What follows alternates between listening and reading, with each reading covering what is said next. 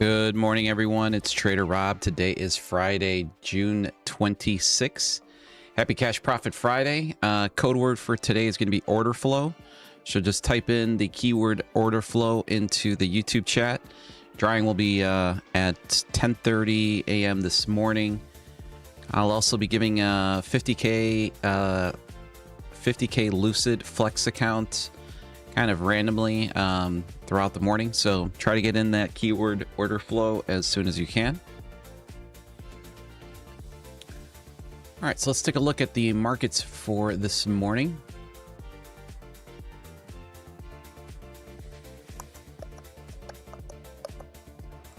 All right, we'll start off here on the NQ.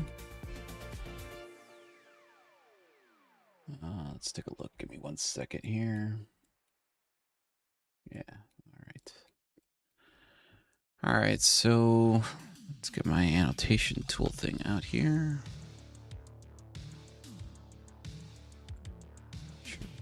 Over there.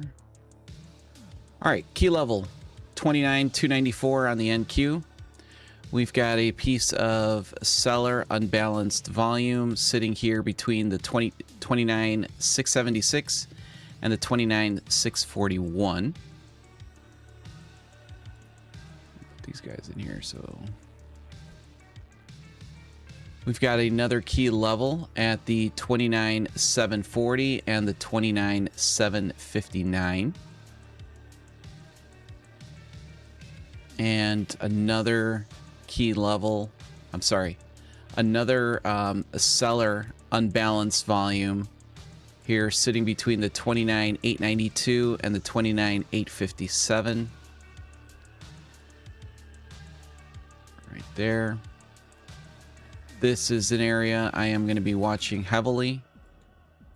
And this is an area I'm going to be watching heavily this morning. Below us, we've got another key level at the 29,294. Another piece of buyer unbalanced volume sitting down here. These are buyers. 29,191 to the 29,159. I believe that's it. That's all she wrote on the NQ. Let's take a look at the ES.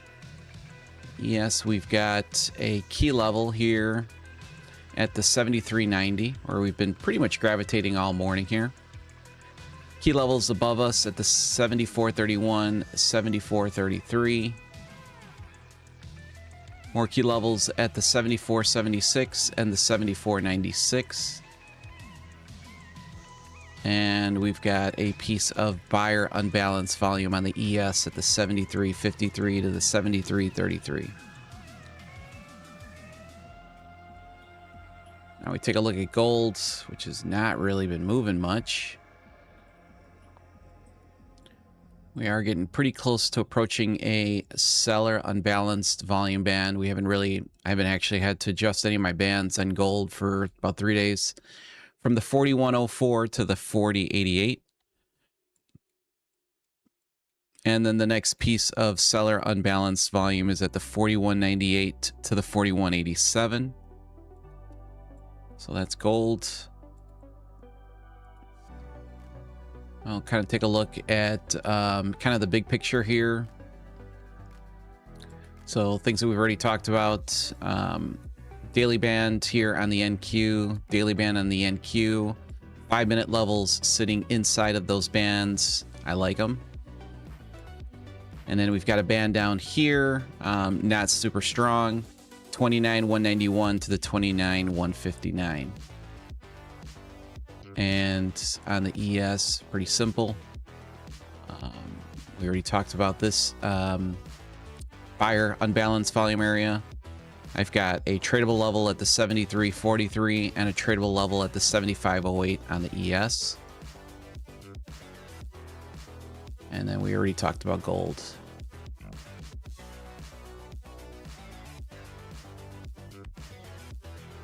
And I believe on the weekly side here. Yeah. So on the weekly side, we've got a band sitting down here on the NQ. Now, these are super strong bands. These are my weekly bands that I give you guys every single Sunday. Very, very difficult for the market to penetrate a weekly band. Again, you need about one of three things. One is going to be headline news. Two is going to be scheduled high impact news. And three, and most common, is going to be multiple retaps into this band. So we do this eventually. As always, every single band will eventually fail.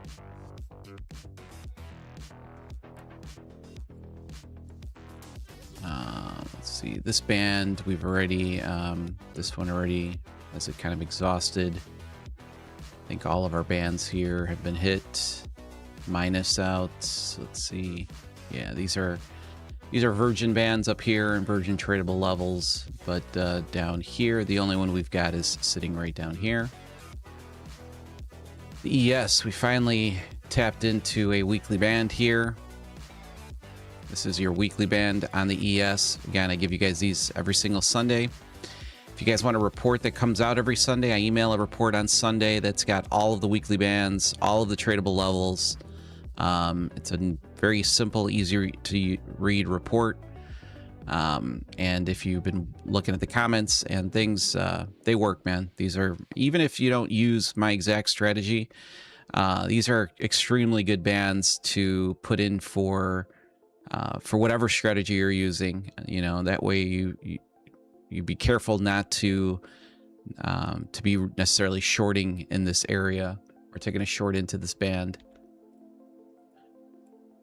We already tapped into this level at the 74.94. This level is still virgin, 76.59. And I believe that's it. That's all I got on the ES.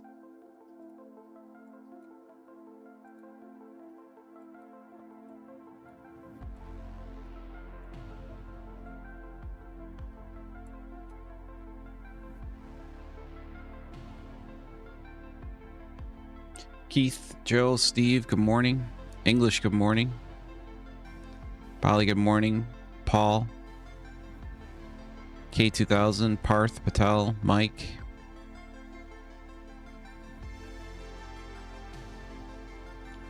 Miss K911, good morning. First comment in the chat, appreciate it.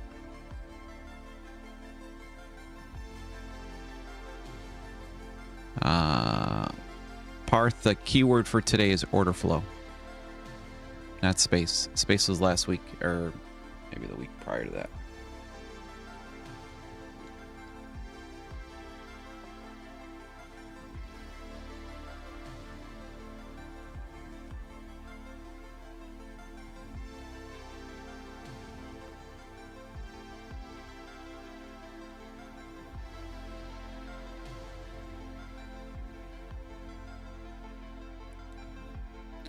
Got ATR right now on the NQ at 16, which is pretty healthy for pre-session here. And give me 1 second, guys. I'll be right back.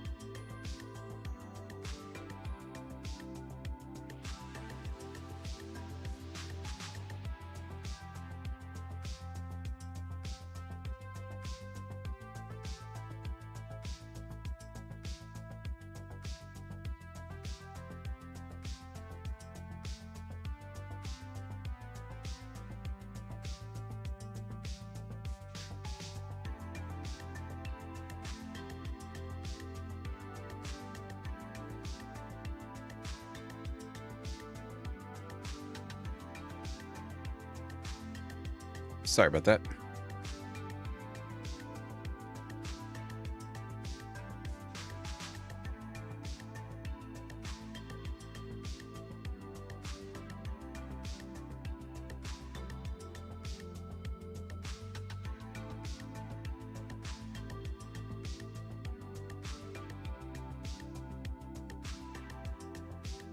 All right, so what do you guys think? You guys think this kind of downtrend's going to continue here?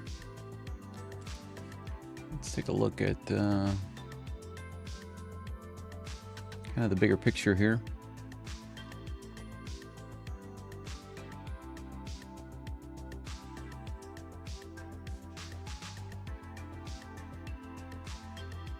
My handy dandy new platform here. So we take a look at the bigger picture. You can obviously see we've been pretty much gravitating towards the downside here. So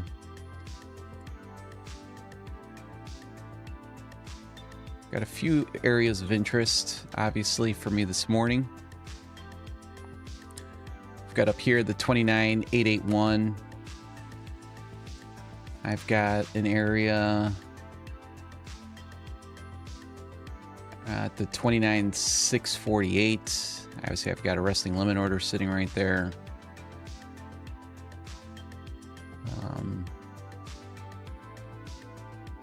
I kind of like how when you take the price off, you can see obviously the different profiles easier, and you can just see kind of the market bubbles, kind of showing you areas where you obviously have areas of strong volume.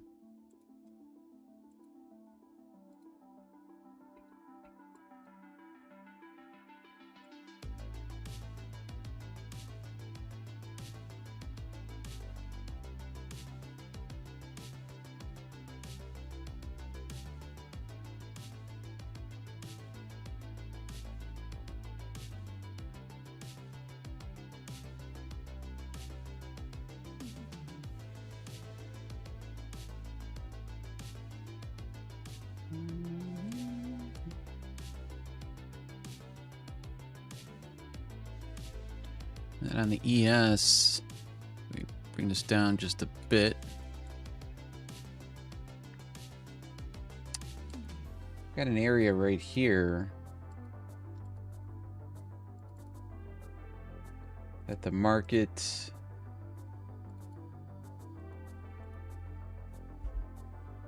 might have a hard time getting through, but we do have some key levels sitting above us, so liquidity sitting right there, and I believe they tapped almost right into this band. So not super strong, but I'll keep it up on there. Definitely not something that I'm willing to trade right now.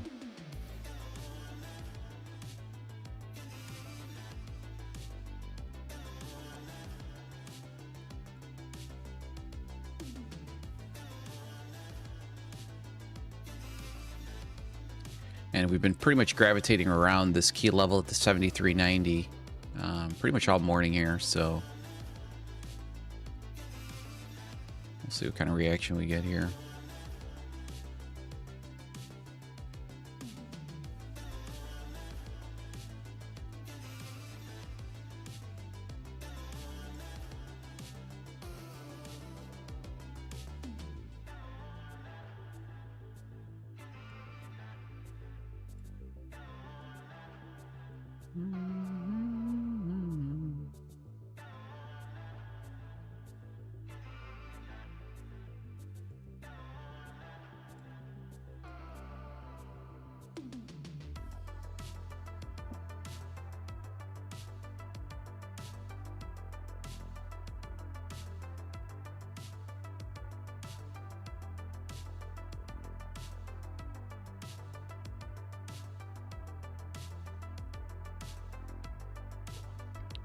Morning, Tiger.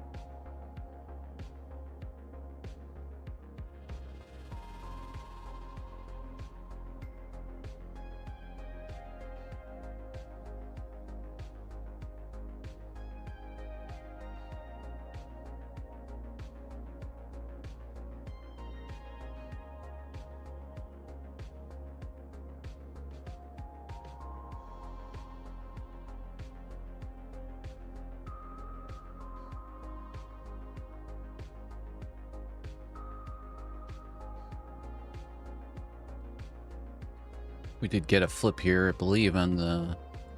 No, we didn't. We almost did. This was about negative 59 delta. Switched to positive delta, so...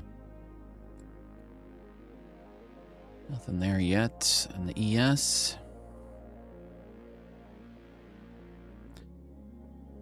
Keyword is not space today, it's order flow.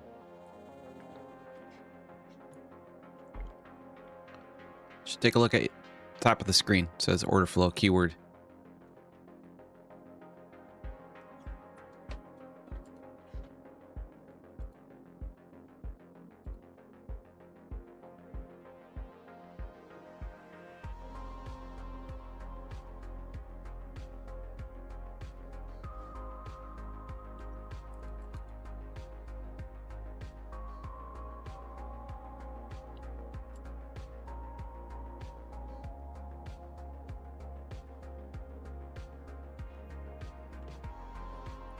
As far as news this morning, we've got University of Michigan sentiment at 9 a.m.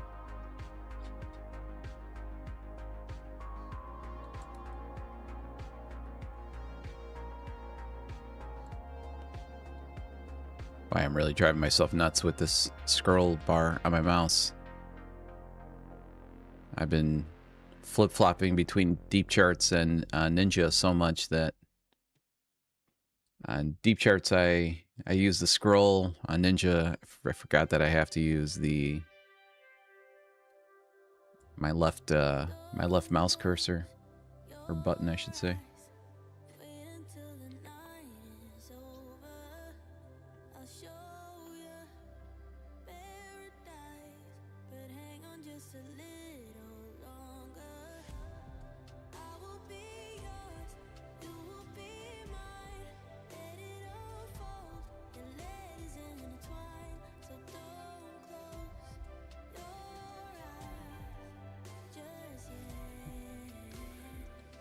So best case scenario for me in the NQ would be we kind of leave this this seller unbalanced volume area here on the NQ at the 29,673 to the 29,640. I'd like to leave this alone here at the open because I'm really interested in trading in this band here. So would hate to see it get tapped into within the first like 5-10 minutes of the market open. And then the other area that I'm really interested in on the NQ is at the 29,892 to the 29,858. We obviously got some key levels still sitting in right in here.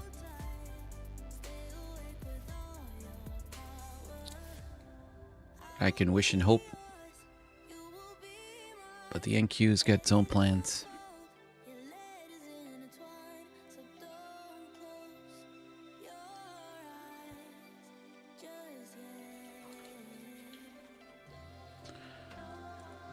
So who's got some exciting plans for this weekend? I've got my daughter's got a tournament in Naperville this weekend. Starts actually today, this evening. And then tomorrow and Sunday. My wife leaves tomorrow with my middle daughter. They've got a travel volleyball tournament in Orlando.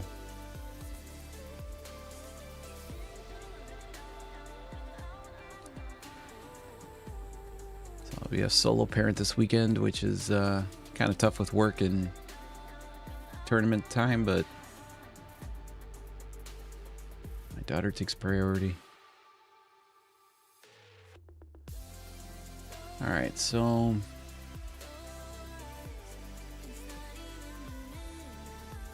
the NQ,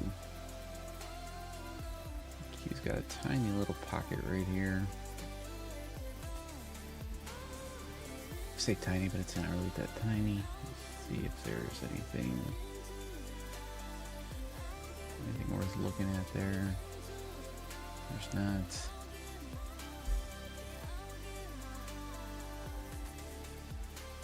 I'm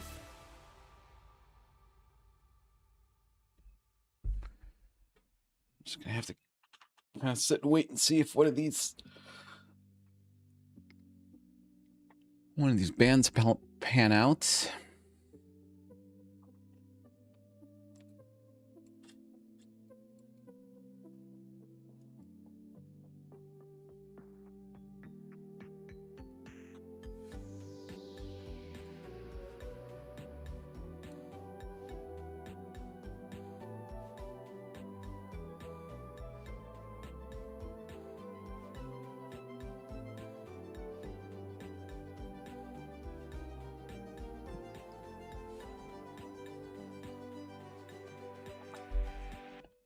Morning, Todd.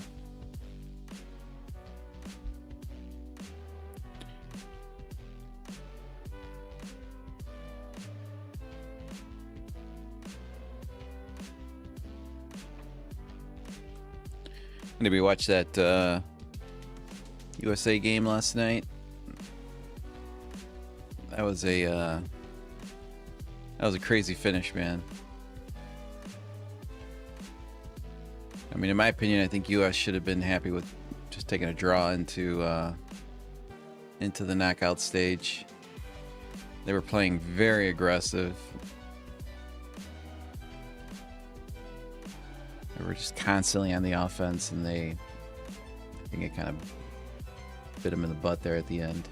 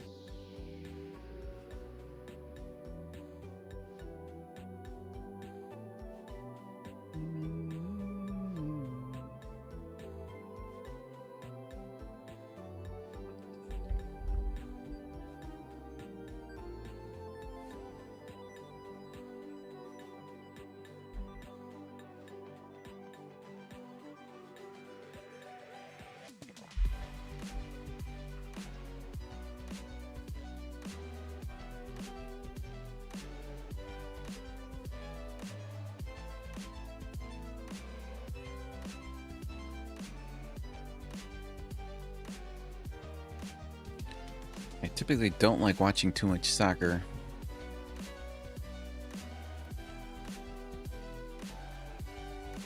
But the World Cup's been kind of fun to watch.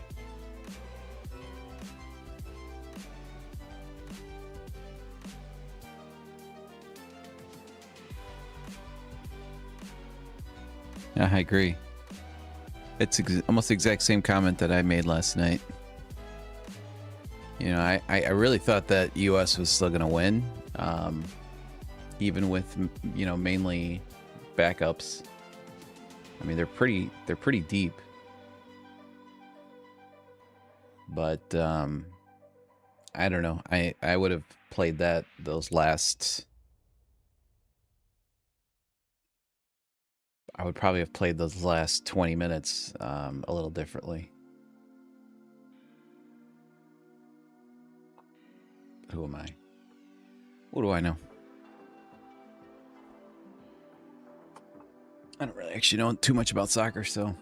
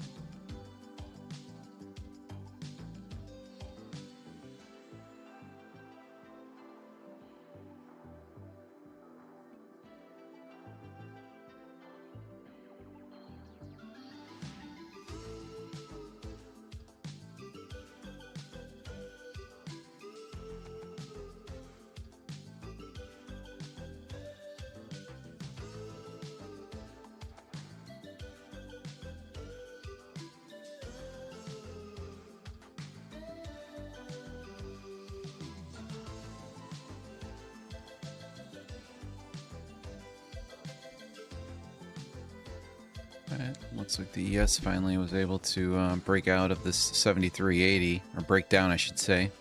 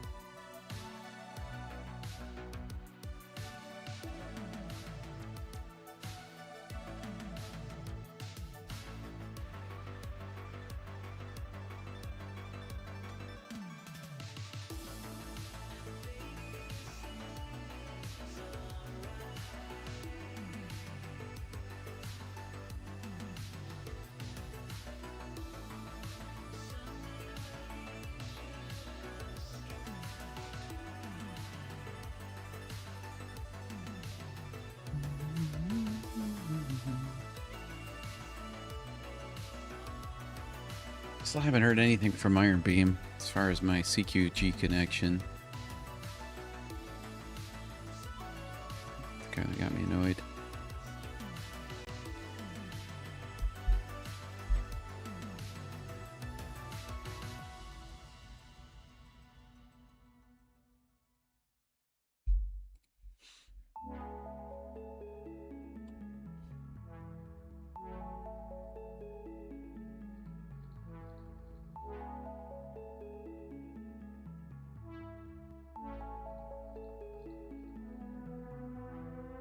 Morning, Steve.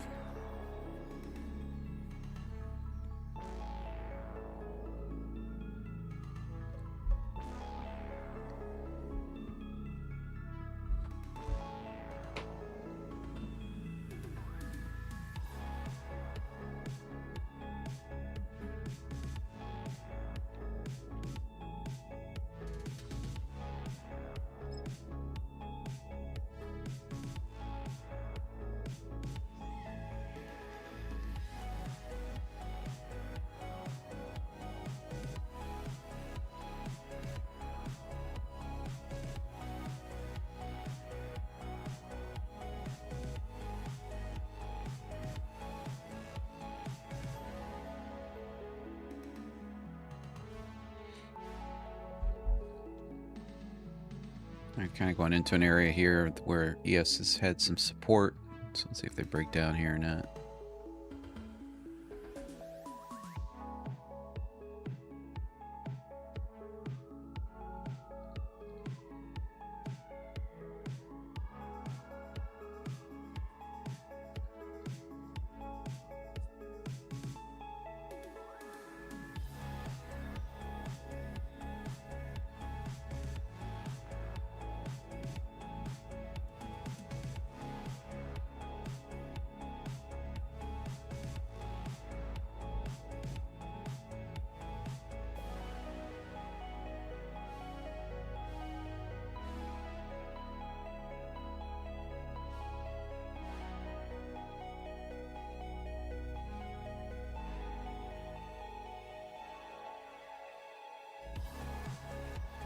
Buyer's definitely protecting that area that I just showed you guys.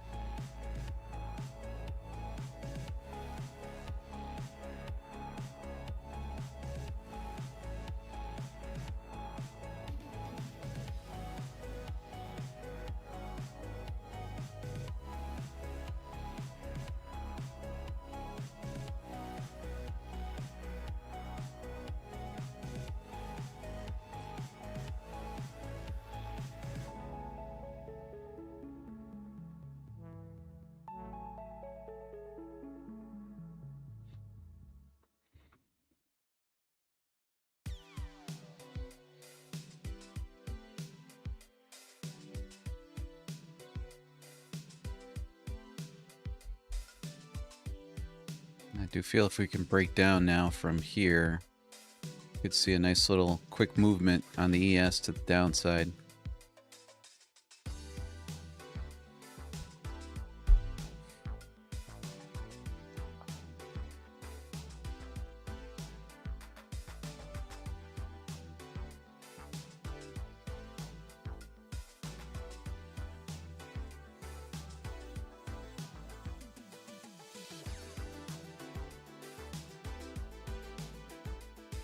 Not a super amount of volume located in this area as of yet.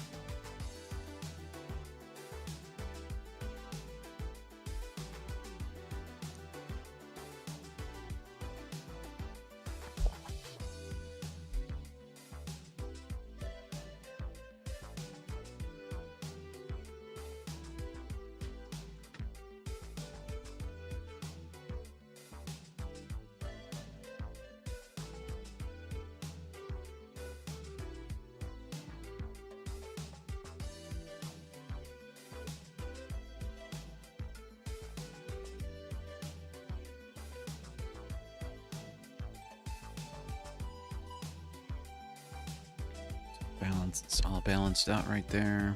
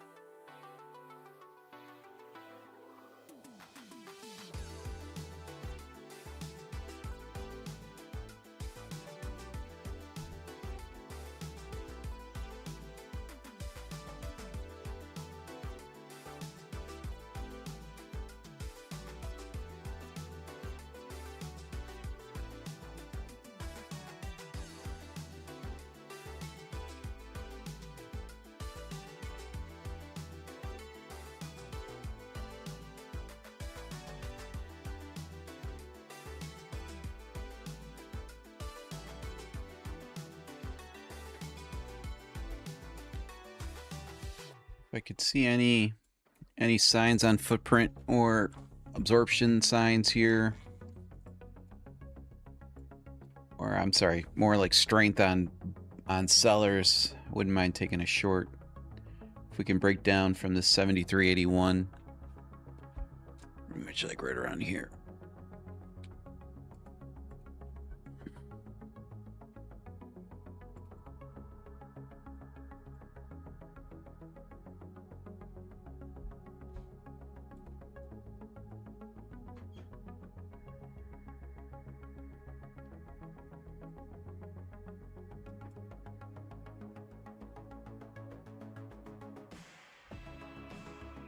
as of right now, buyers are still defending this area, so.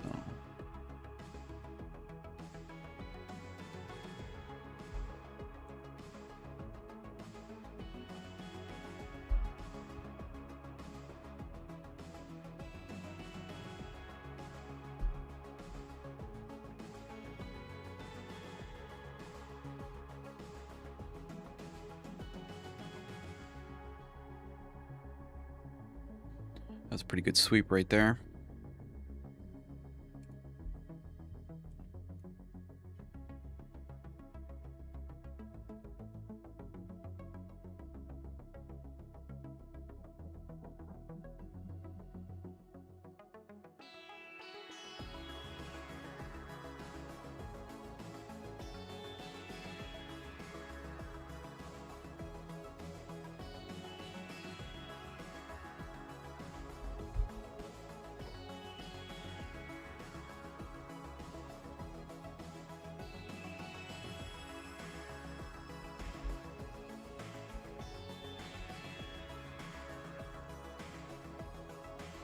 Still haven't been able to break down there yet.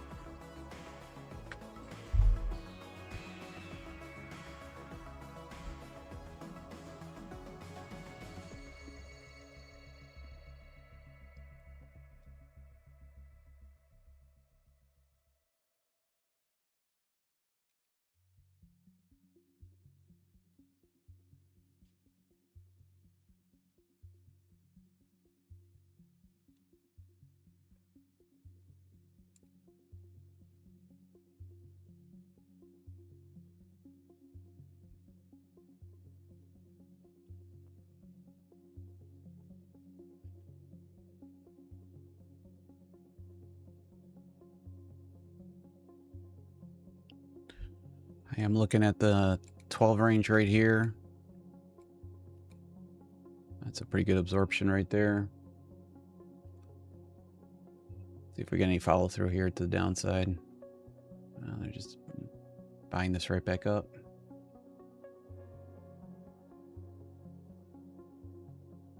I'd like to see this follow through here a little bit with volume.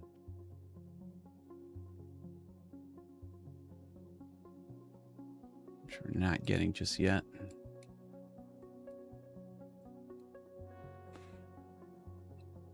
This could fall here like a knife.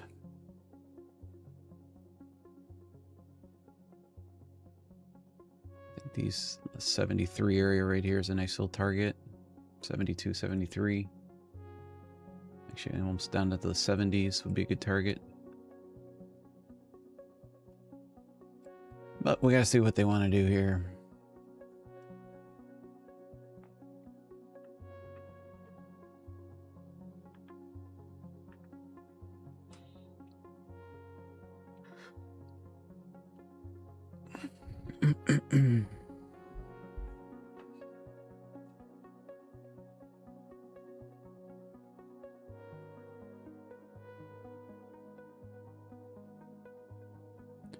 Morning, FTDK.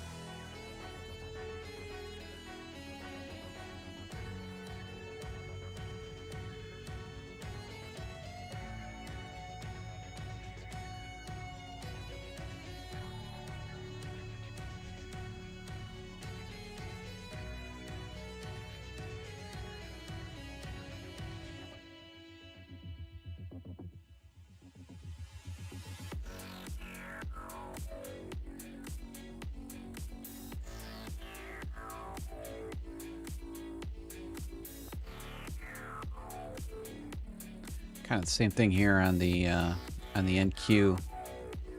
Just wish that I didn't have this 294 level sitting right below here.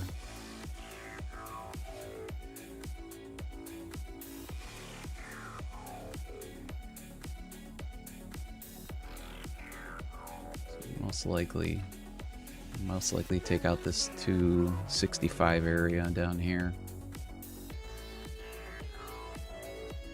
Sits right around here.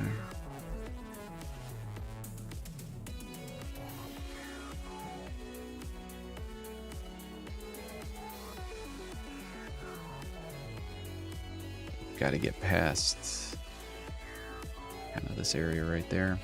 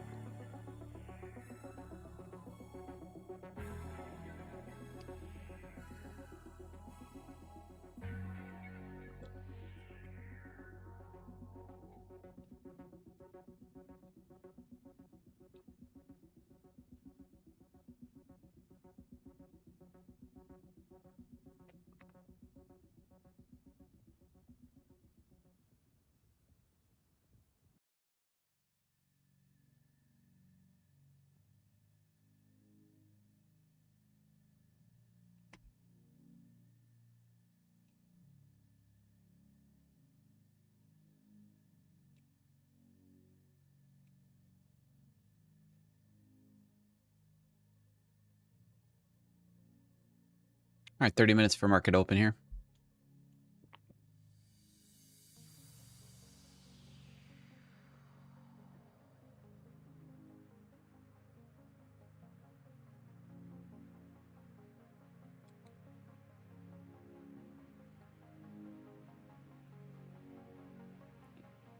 Strong push there.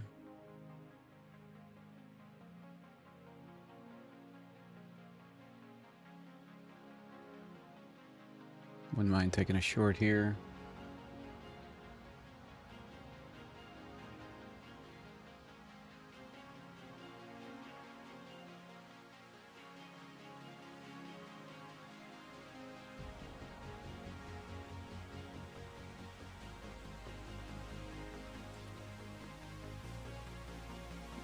All right, I am going to take a short right there. And take this guy right up to the 65s. See if we get a push here.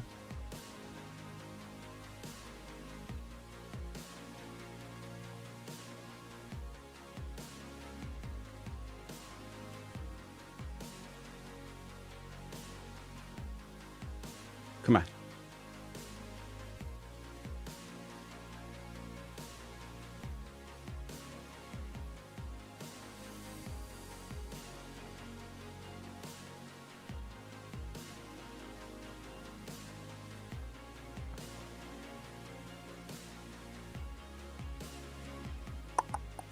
Come on.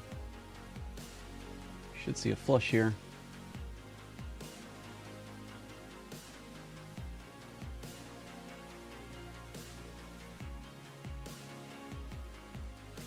Don't like that. Come on. I don't like that.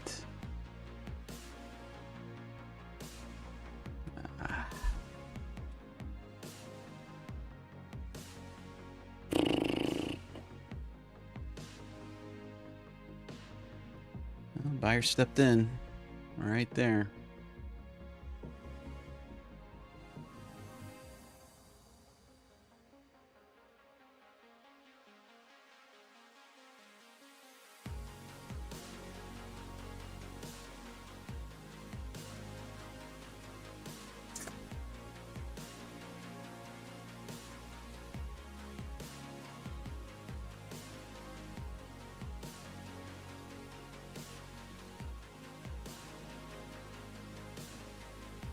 I thought for sure we get a flush there.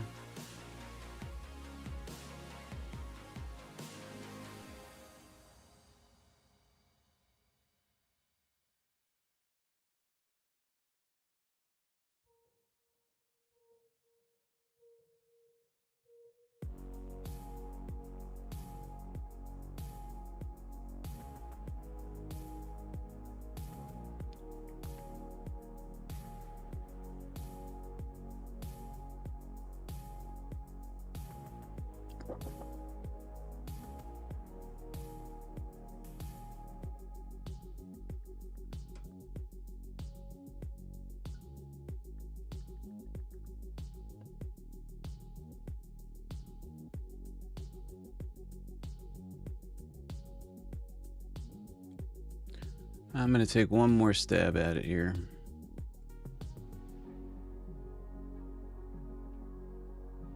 Come on, see some follow through. Come on.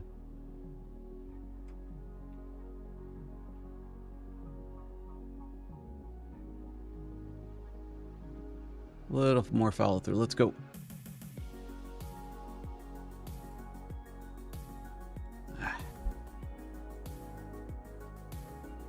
I see this go against me too much here. Come on.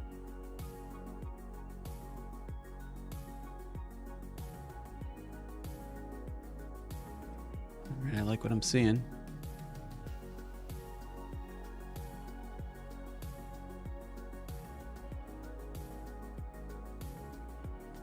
Come on.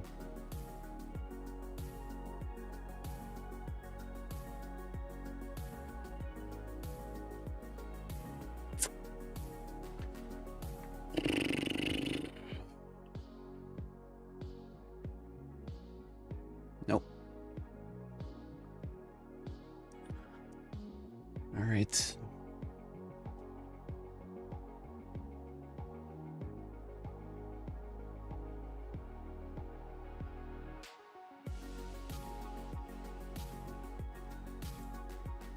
All right, Q, you got me on that one.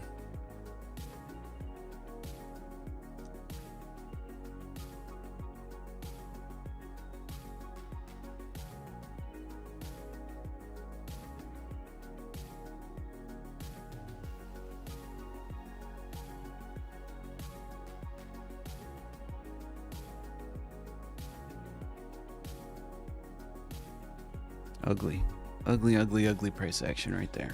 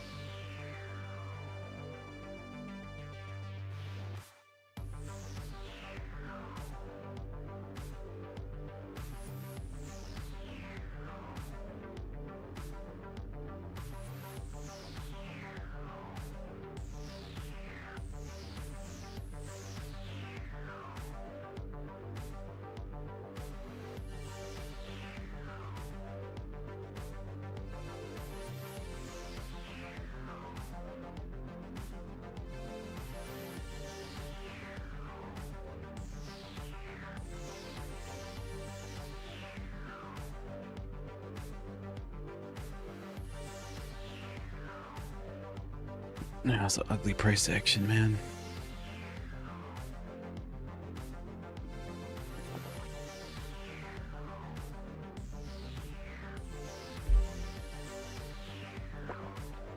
I knew that was the spot right there. You could see that spike right into it. That's what they wanted.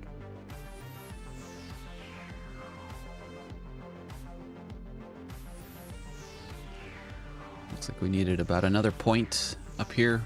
Maybe another point to 2 points to catch that full move.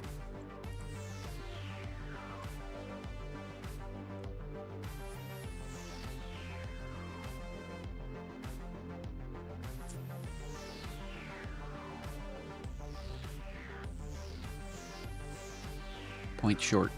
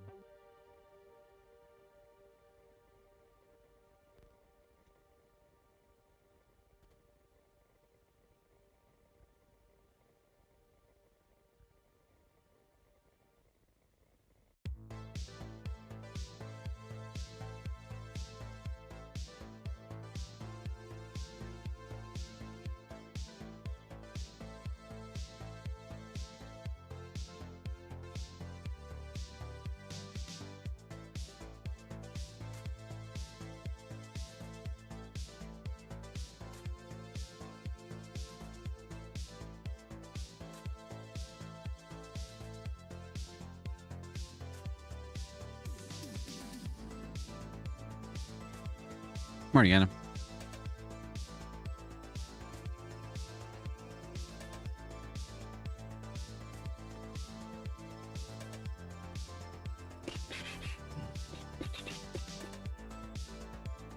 It's ugly price action right here.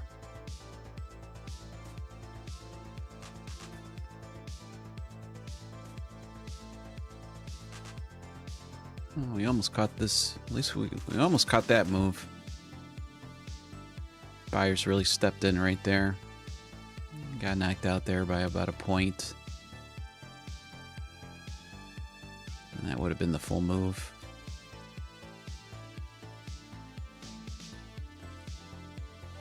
Not a great way to start off Cash Profit Friday. Now we got 15 minutes for the market open.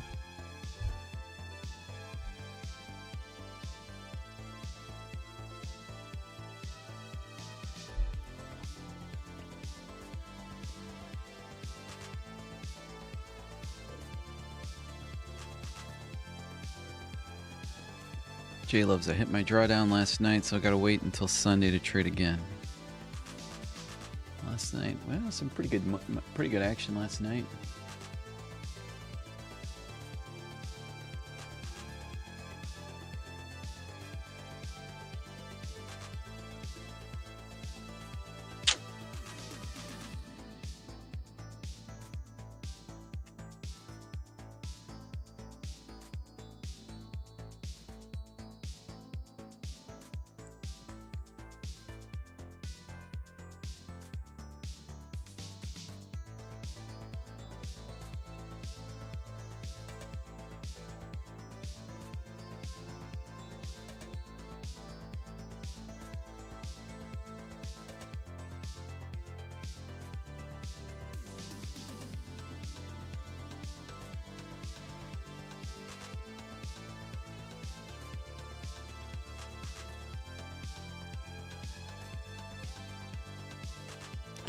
It's been a good week.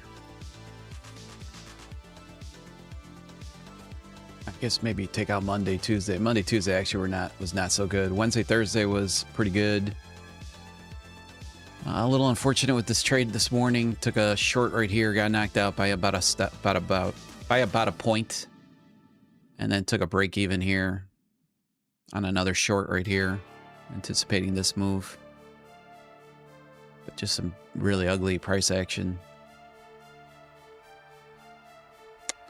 It could have been my fault. Kind of maybe looking in an area where buyers were kind of showing some strength, but I knew where they wanted to go. It's just exactly how they get there is the challenge.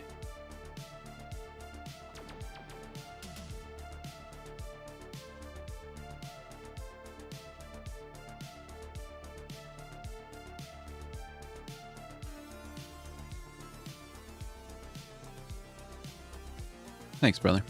I appreciate that.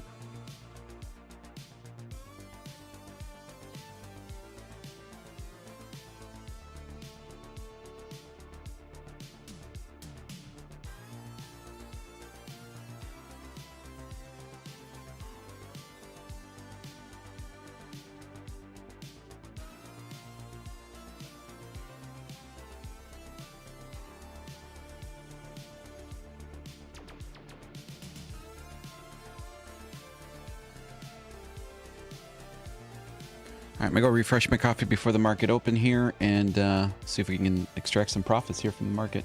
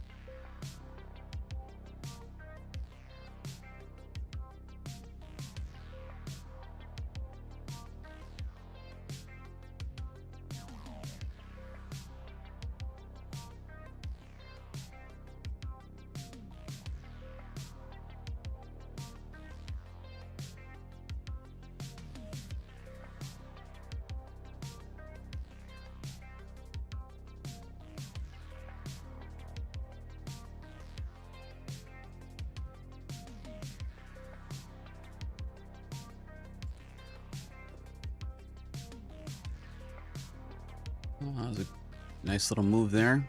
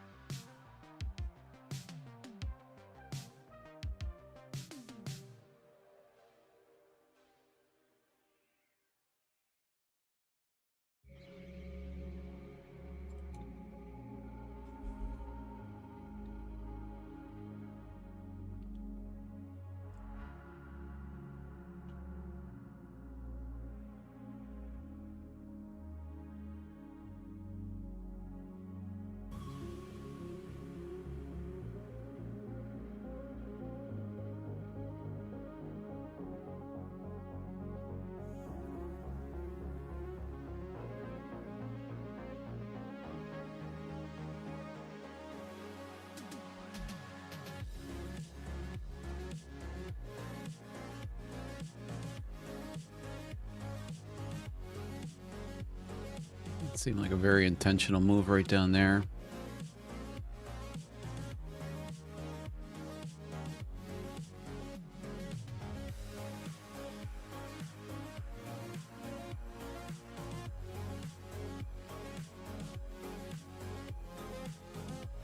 Pretty much dip right into value area low for the session here.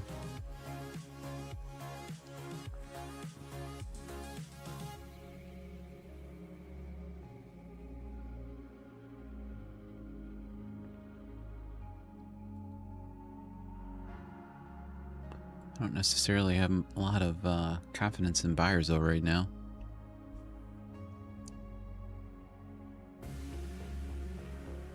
Oh, we got 6 minutes to market open.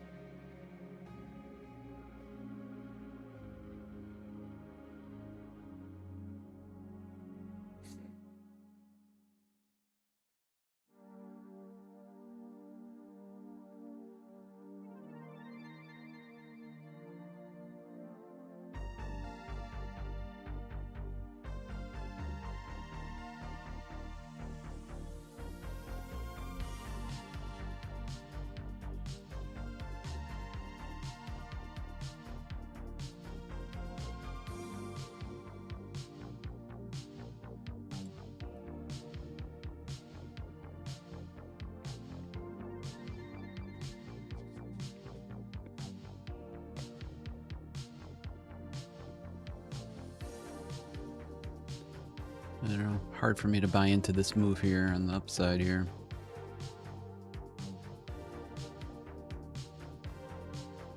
This looks more dumpy to me than anything else.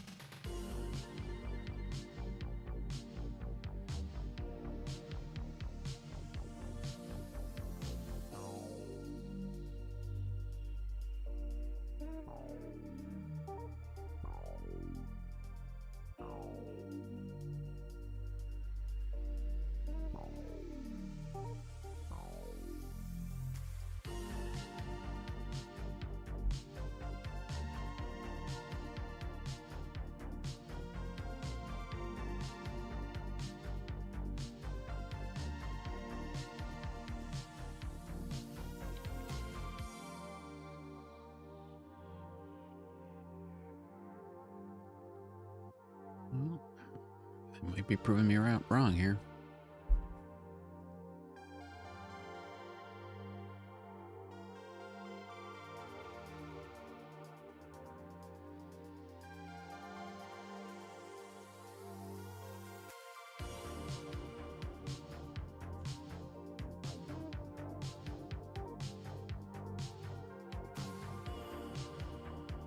All right, 2 minutes for the market open here.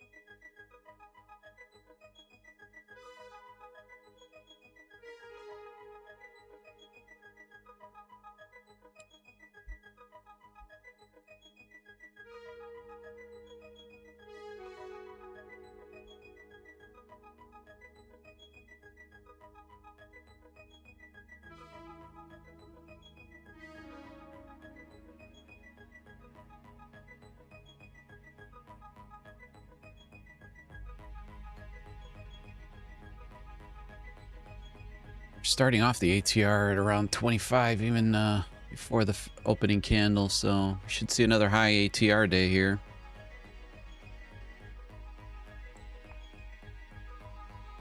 $20 seconds here for market open.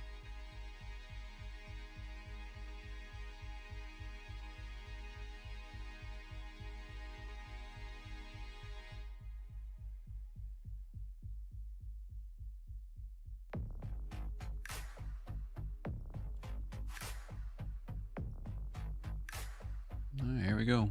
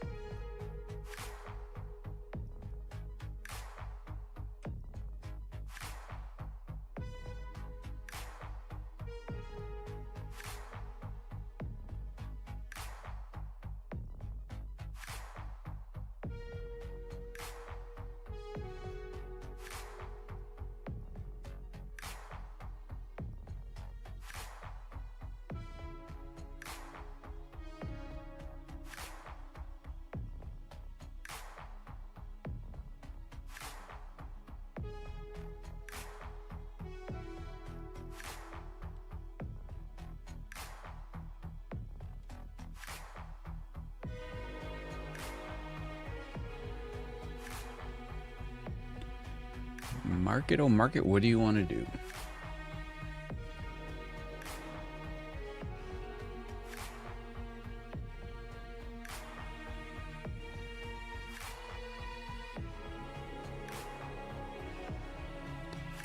Sorry about that, Bobby. I was muted there.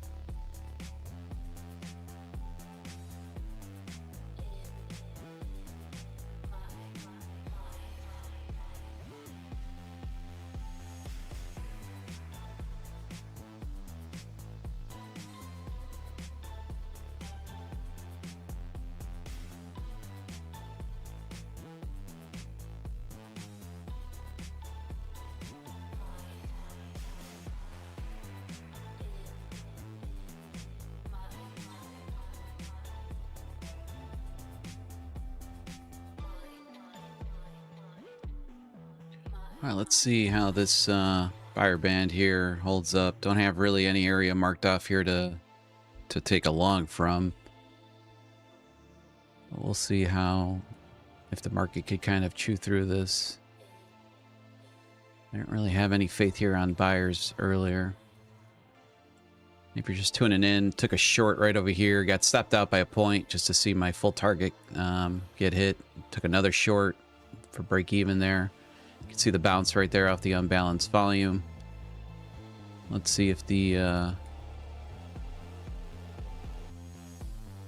this is a pretty aggressive sell-off here.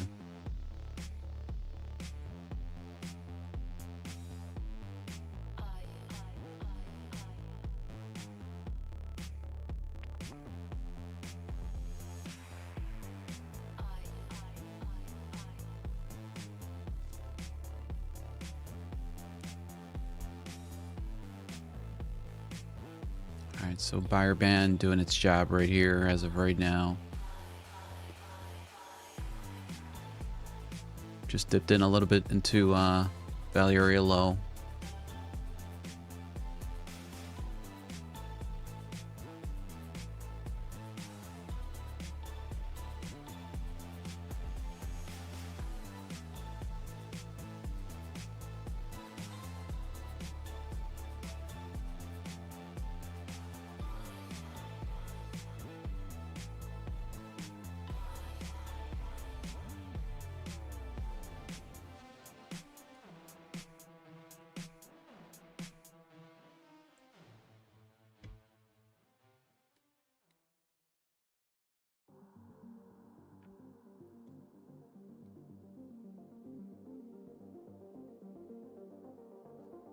Tough. This is a really tough environment right now. Really tough environment here. Yeah, and I wanted to take a look at the ES. What time did I take that NQ trade at? 8 o'clock. I go to 8 o'clock, which was right here.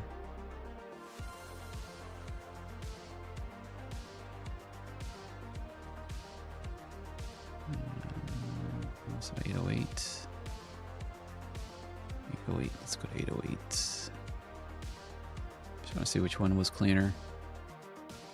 I was originally looking at the ES, but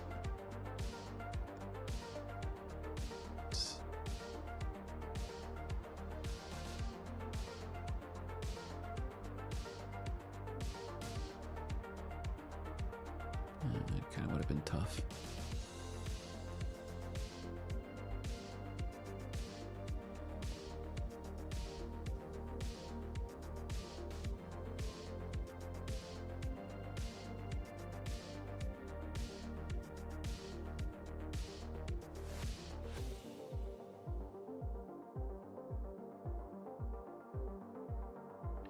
I don't know, we got to see buyers either break structure here or something. I mean, they're not showing me yet that buyers want to take control of this session. In fact, it looks the opposite to me. We probably visit the 28,000s here today.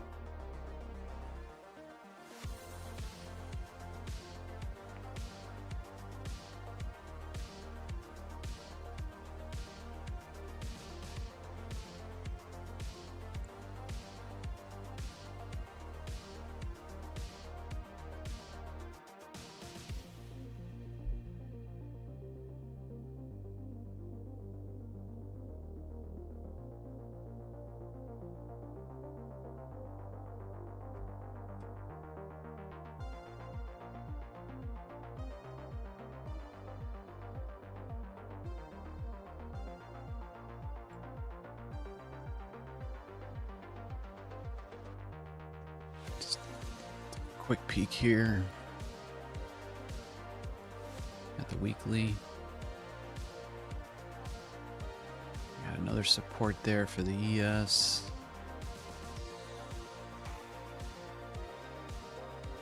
So we got to kind of have this on our radar here.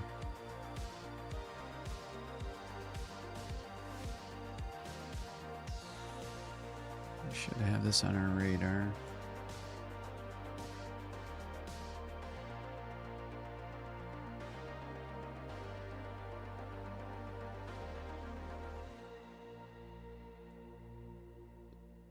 $29,047 to the $959.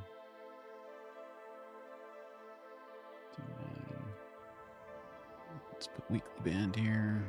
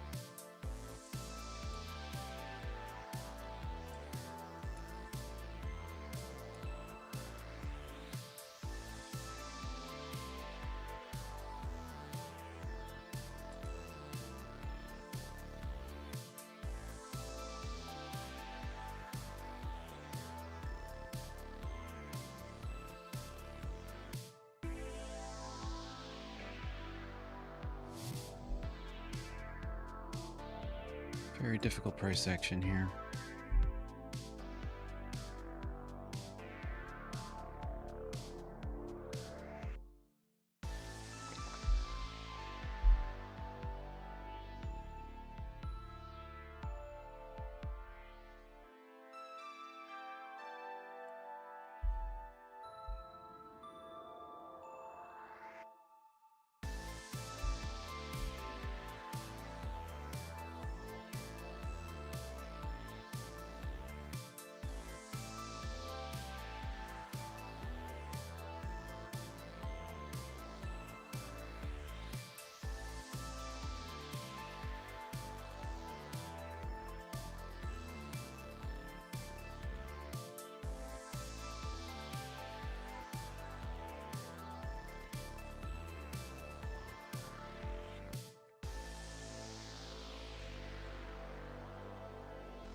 Let's put it over here, so.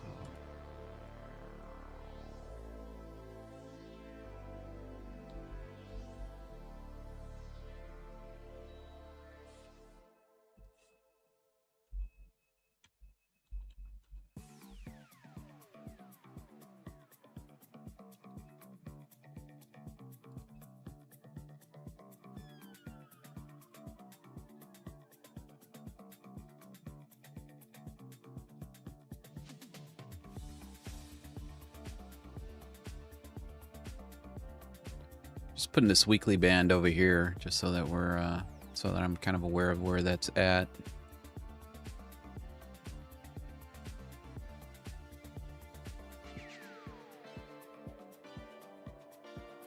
This is just really, really tough area here to trade from.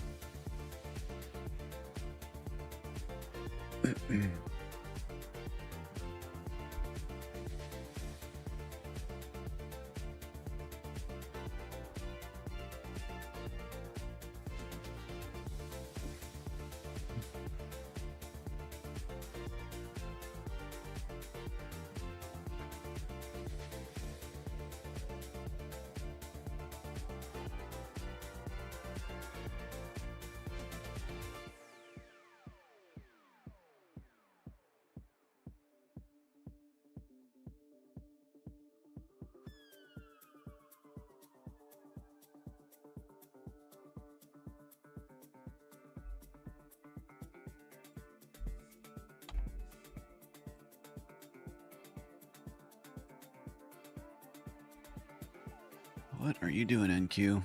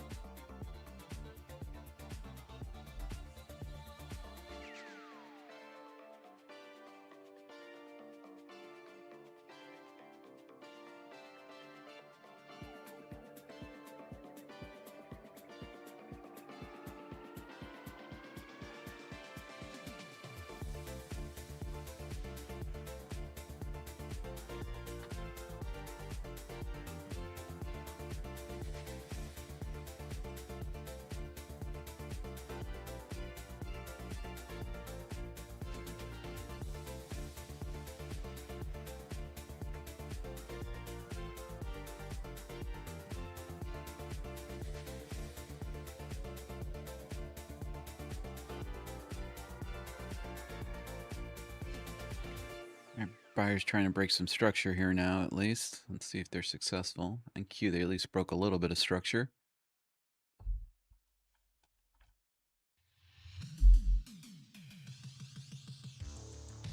Barely.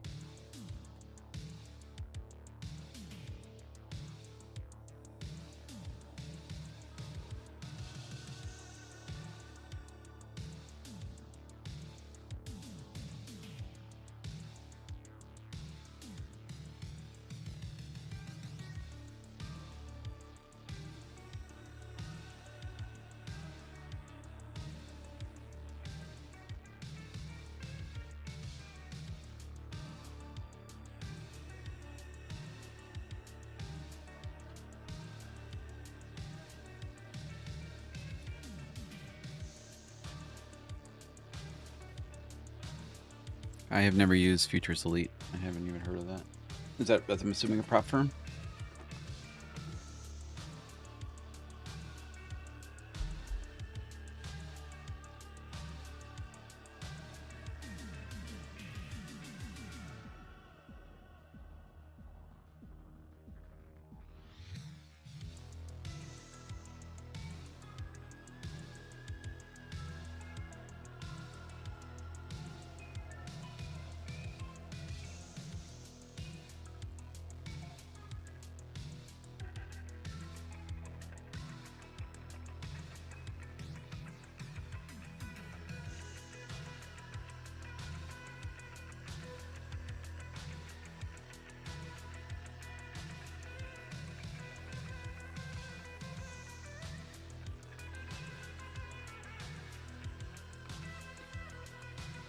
What their fascination is with the 29.294s, but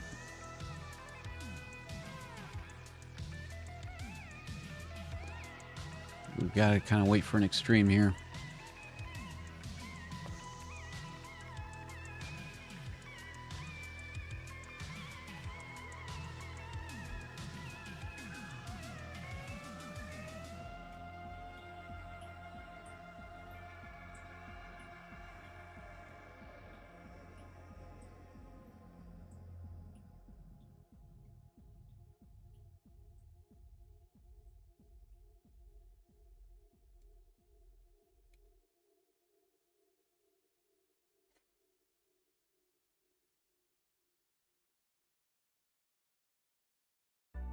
I mean, take it from me, guys. Here, this is an area that you really, right at this point, want to really avoid. This is an absolute tug of war right here.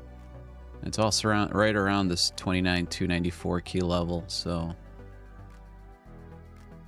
gotta just kind of wait for an extreme here.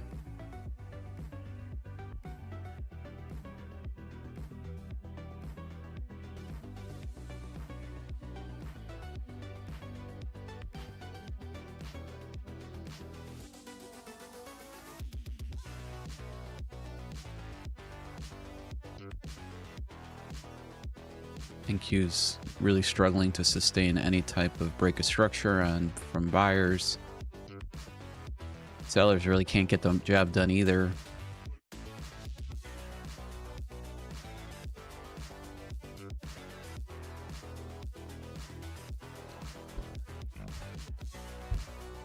Guys, if you haven't, please hit like on the stream. I appreciate it.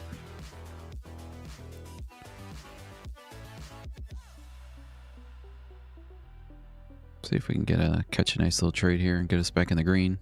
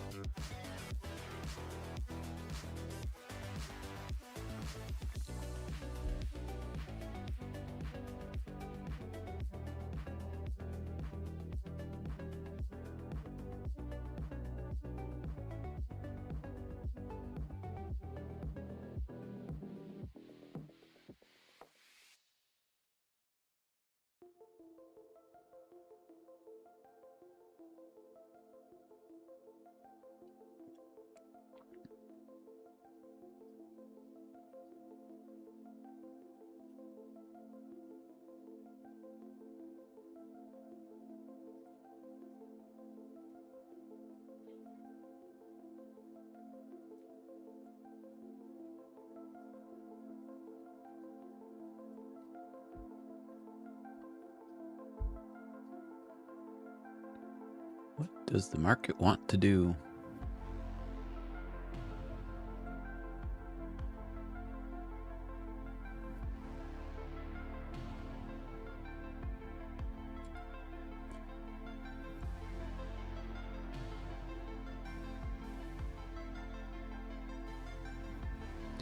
UAE issues phone alerts of potential missile threats. Sends an alert saying the situation is now safe. Huh. 10 minutes before the market open.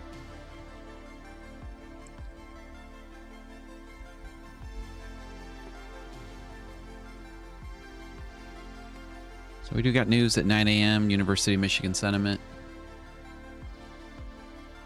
Again, market's just pretty much just been chilling at this 29,294 area for last, what seems to me like all the entire morning, but at least for the last hour and a half.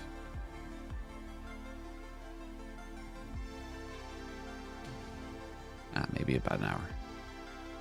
Don't have to be so dramatic, Rob.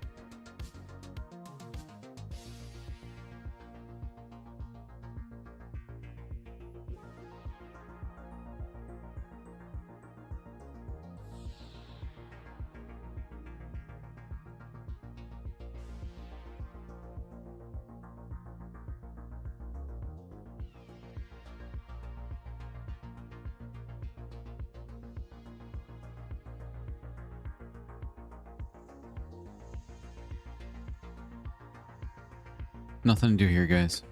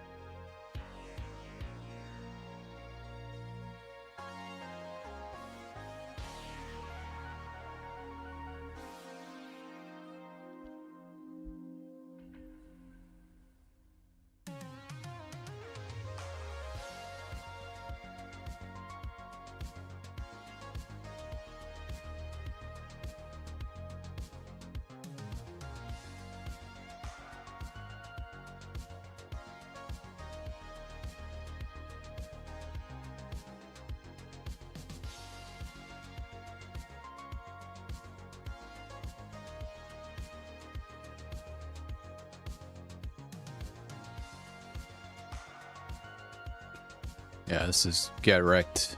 This is get wrecked area right now. I mean, we got to see some kind of extreme, some kind of legitimate break of structure here, something.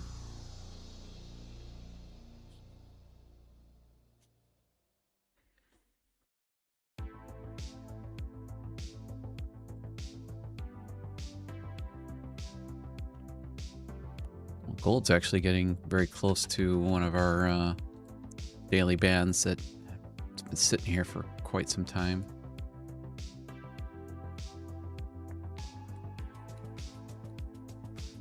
Well, I didn't think this would hold up, but it did.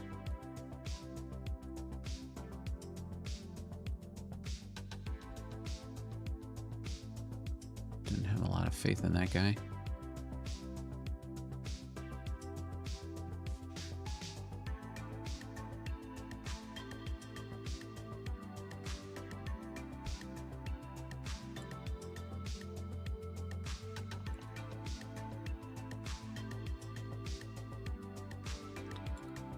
All right, now we're starting to see something.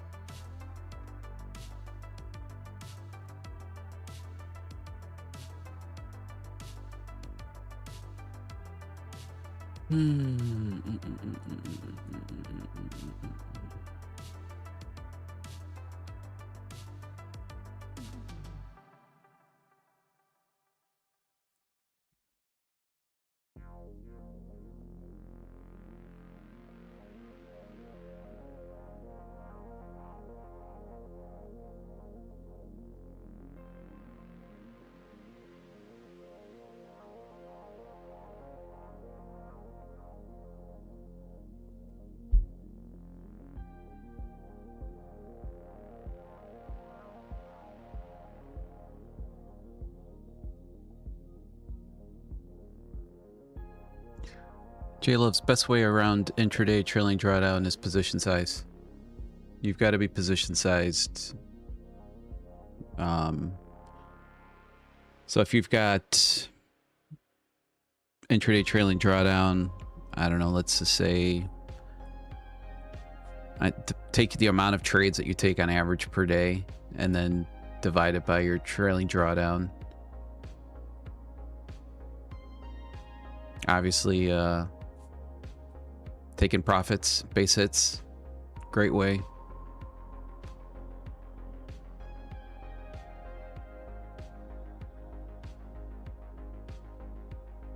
Maybe a little bit quicker break evens than you normally would take. But in general, position size will fix almost everything.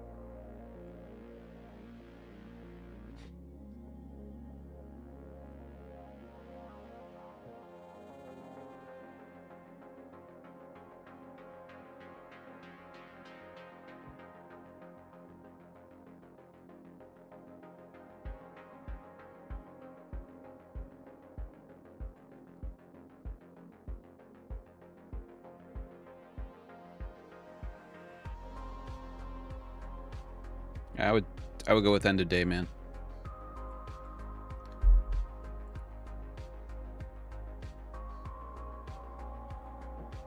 So I had marked up this area here for some buy or unbalanced volume area, kind of hoping that we would have tapped into this for continued leg to the upside, but didn't get it. Now we are going to be approaching an area here of seller unbalanced volume. I am going to be very interested in looking for shorts in this area.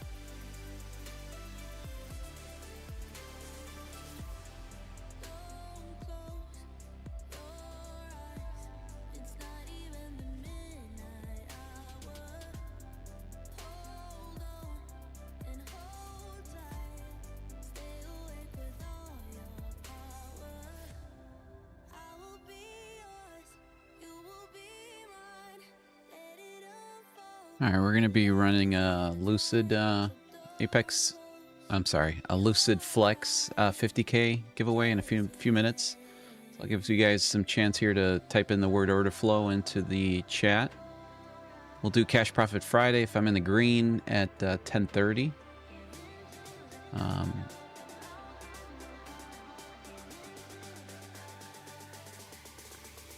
Did jump into a trade on based on the 30-minute opening range that Andre uses, and I just wanted to show you this. I was trying to show it to you yesterday and had a kind of hard time doing it. But here's your initial balance for the first 30 minutes. So his strategy is pretty simple. Once you get a breakout, you buy, and then it automatically plots a protection area for a TP. So that's currently what I got targeted here, which is about 194 bucks.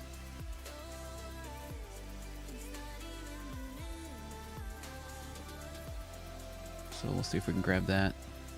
And then again, I'm looking for a short in this upper area over here.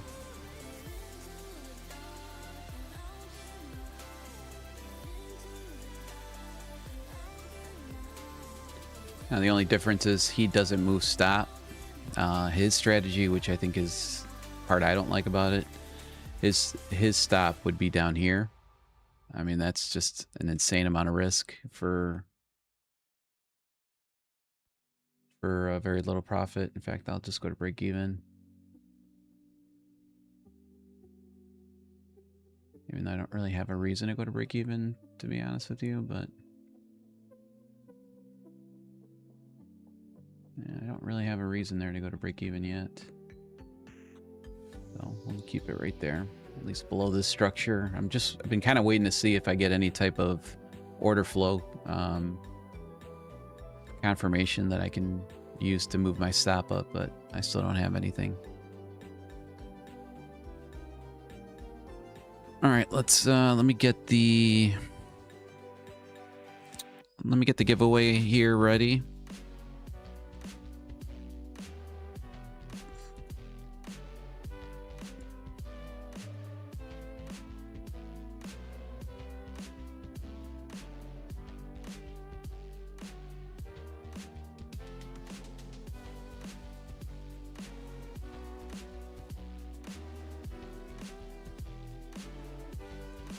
All right, let's do that. Spinning. This is going to be for a 50K Lucid Flex eval. And we need to do show advance, exclude duplicates, hashtag, it's order flow. Confirm. Now let's get my timer ready.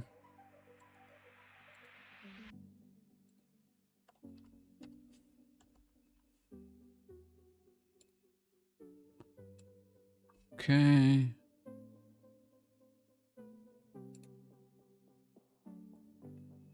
Let's get this guy ready. So you guys got 2 minutes. You got a set a 2-minute timer here. We got 69 people right now. And again, this is a 50K Lucid Flex eval. I do appreciate all the support you guys give me, and I try to give back as much as I possibly can to you guys. So again, if you haven't, hit the like on the stream. I would appreciate that. And we're almost getting pretty close to TP there. All right, here we go. If your name gets called, you got 2 minutes just to type in the word thanks into the chat, and I'll get you over the, I'll give you instructions on how to get the code. All right, ENRG time. Energy time, maybe? Energy time. You got 2 minutes starting right now to type in the word thanks into the chat.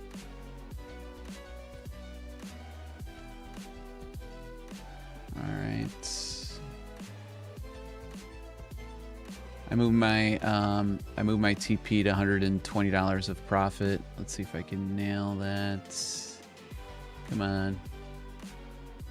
That 194 would be nice.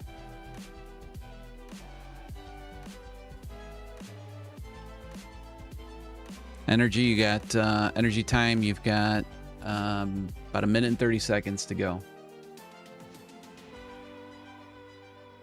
And just show you guys here where I'm at. Got really close there to taking full TP. All right. So now it mapped another place here to move a stop.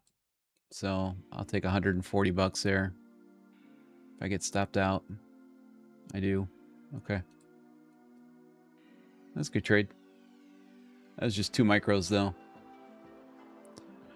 All right, back to here. Energy time, have you come in? Oh, thanks. Okay, she's got it. Or he or she, I'm not sure.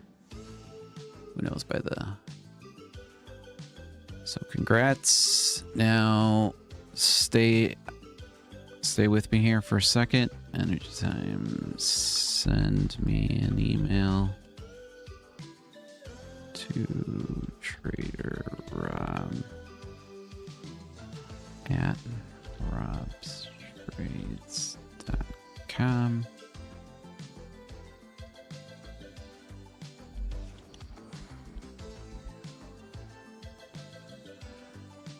All right, energy time.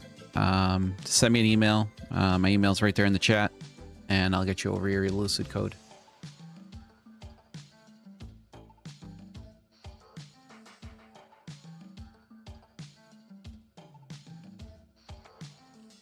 So I don't know if I did this wrong. Not necessarily sure if I did this wrong or right, but so again, the initial balance. I trade the hour initial balance, but his is the 30-minute. So I just went off of his rules, based on. I mean, this is on a funded Blue Sky account. Initial balance was right here, is that line. So once you get candle closing above, it'll automatically plot you your final TP, which is sitting right here. They call it protection. And I believe it's just it's a percentage-based target. And then they also provide you these green intermediate targets. I was under the impression that you can move stop to these. I only saw this line appear, so I moved it up to here. But maybe I was supposed to just move my stop to right here, which would have been a little bit over break even. I don't know if I did that right or wrong, but I mean, I ended up taking $150 off of a trade that I normally wouldn't take. I actually never taken in my life before, so.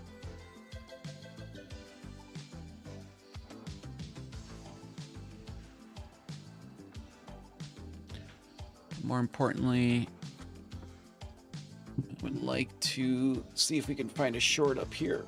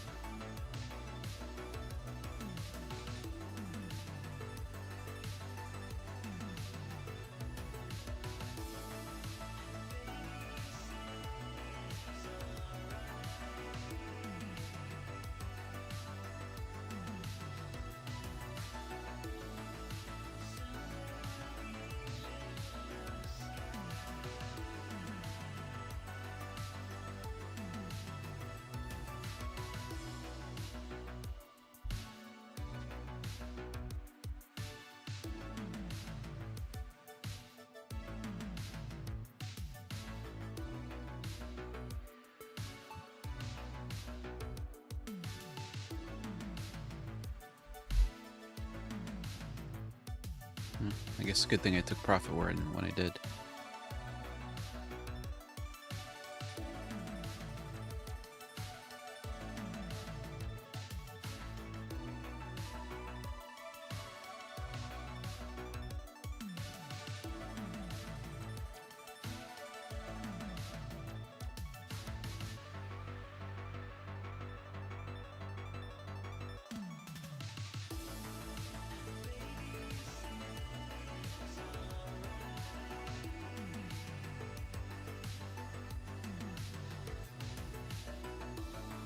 And again, if you're interested in this deep charts platform, I used a link that one of my viewers, Tiger Trades, well, viewer and Discord member, a link that he provided. I was contemplating, you know, asking them for an affiliate link with Blue Sky, just to, if people want to experiment with this deep charts platform. It's the cheapest way I've pretty much have seen to get a license for it. It doesn't have the full functionality like what you're seeing on the screen, but it does. I mean, I was trading with it for about a good week and a half, and I thought it was pretty awesome. But again, I don't really have much experience with Blue Sky. I haven't heard of them much, like on other influencers' streams. I did get funded with them, so I passed the eval. I'm currently funded with them, but I've never obviously taken a payout with them or anything like that. So if you guys think it's beneficial for me to do it, I will do it for you guys. But I just would like to put that disclaimer out there that I don't, they're not a well-known name like the ones that we're obviously used to in the prop space.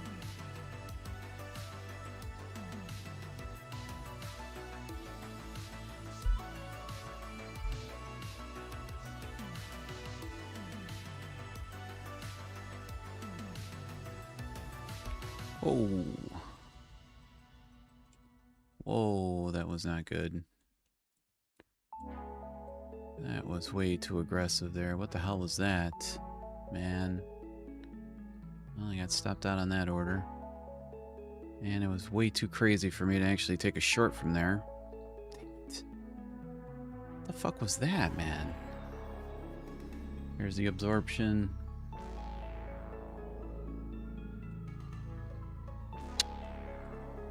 What the hell was that? What was that?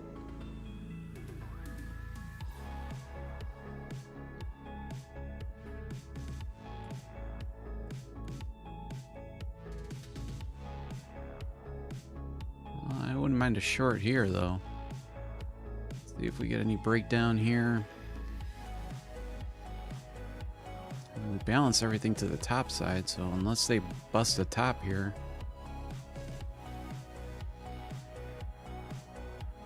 Alright, I'll take a stab there. Let's see if I can find a decent target. Right there. Come on, buddy. I'm not risking more than 14 points here. So if you take me out, you take me out. But I would prefer you not to. And you balanced everything out over there. You swiped at everything, you mother effer. Watch it drop here now. It's the classic move.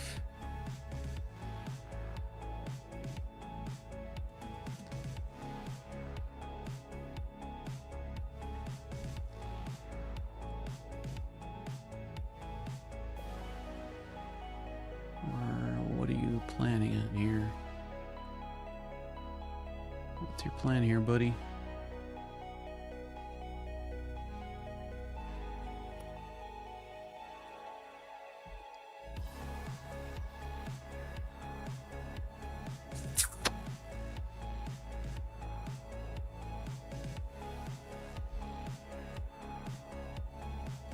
Alright, you got me involved.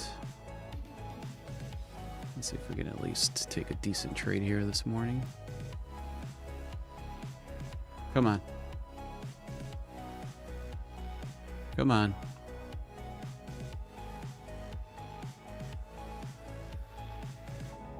Breakdown here.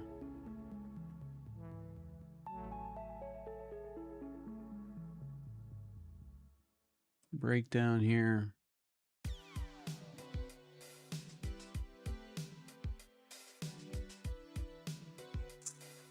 Got a lot of risk on the table here.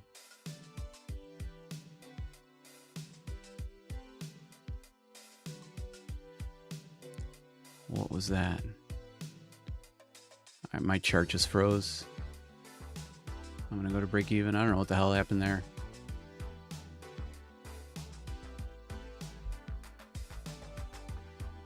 I don't know what the hell just happened there, but my chart froze. And it spooked me.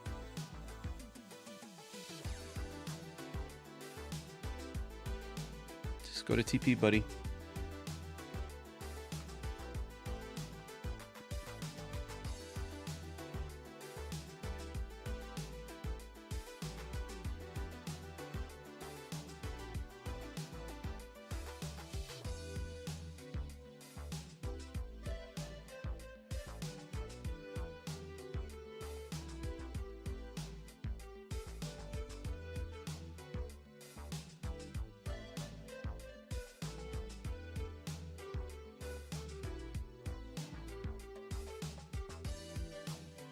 That was violent. That was violent right there. I mean, I knew this was the area we were going to see the reaction to. I just didn't think it was going to be that extreme.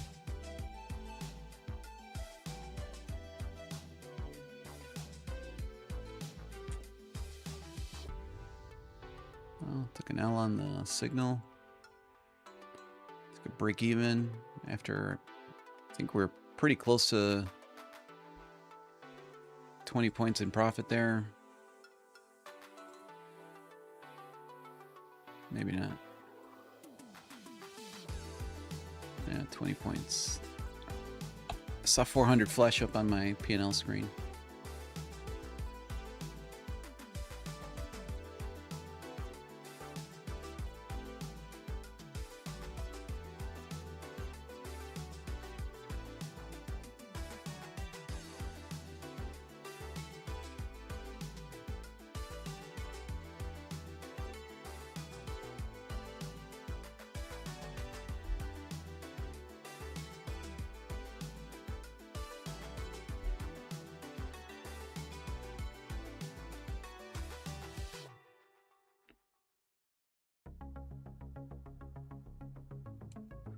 All right, I'm gonna give this one more shot.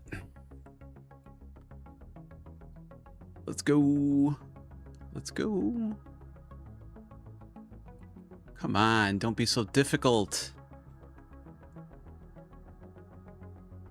I hate going to break even here. Come on. All right, I'm not going to let. Oh, jeez. Why do you? Oh. Literally had the close button. I pressed it and I took it off for a second. 20 points. All right, so back down to manageable levels. Ugh. That would have been the difference right there.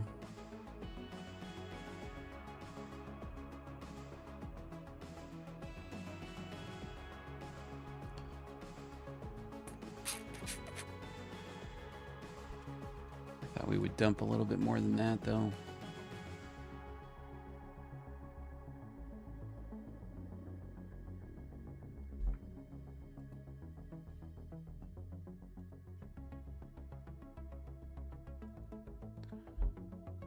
All right. So back to about an R down.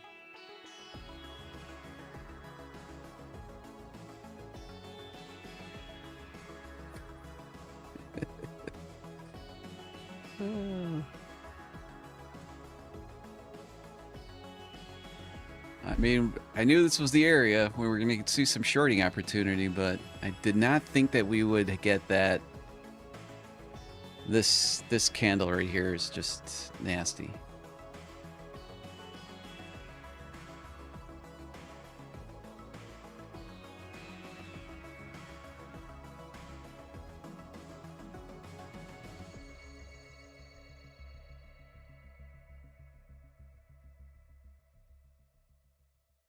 And even though ATR is, you know, obviously high, volatility's high, I mean, this is what's making it very difficult to trade. Look at the wicks on like every single candle. So like, you know, maybe minus this little move right here, or this little move right here, but then you just getting fucking whacked everywhere. Look at this. It's just very, very difficult. Very difficult. And trust me, I'm trying my hardest to get you guys in the green here. To get myself in the green.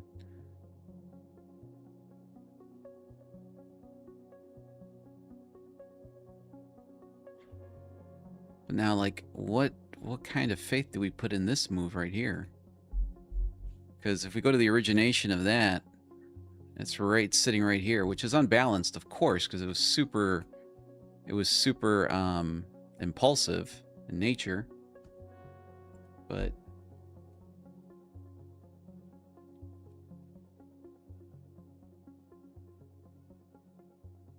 I don't know how much weight I can put in that move right there.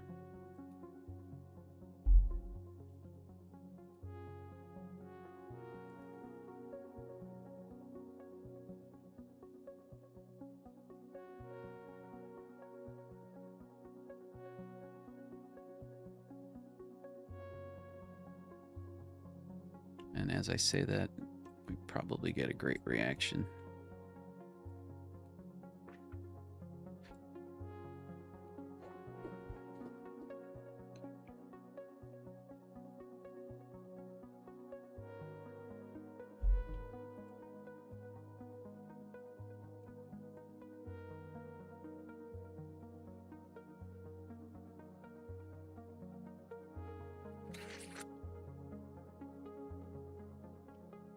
I don't know, do we want to continue back to the upside? Let me just take a look at news here.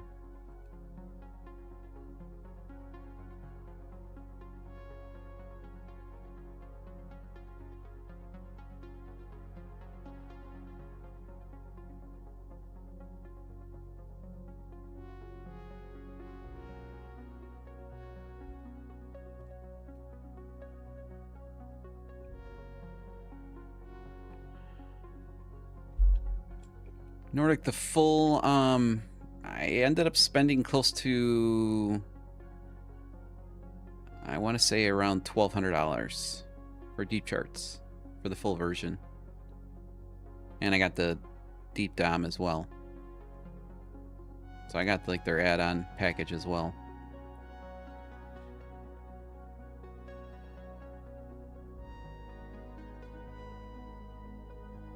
I'm gonna work on that this weekend. My plan this weekend is to get the deep dom, and there's a few other things. I want to get footprint. I want to get my footprint charts kind of ready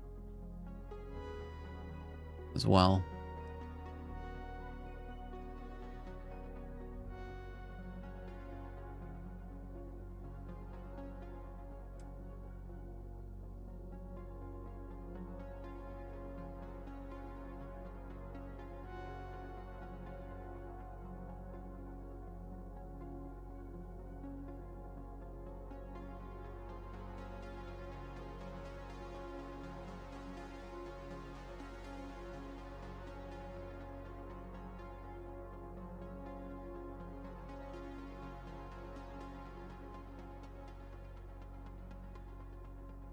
Again, my strategy here would be to take a long. I don't, that was really impulsive. I don't know if that was, and there's like a news behind that or what the hell that candle was, but I mean, that was like a 120 point candle in 15 seconds.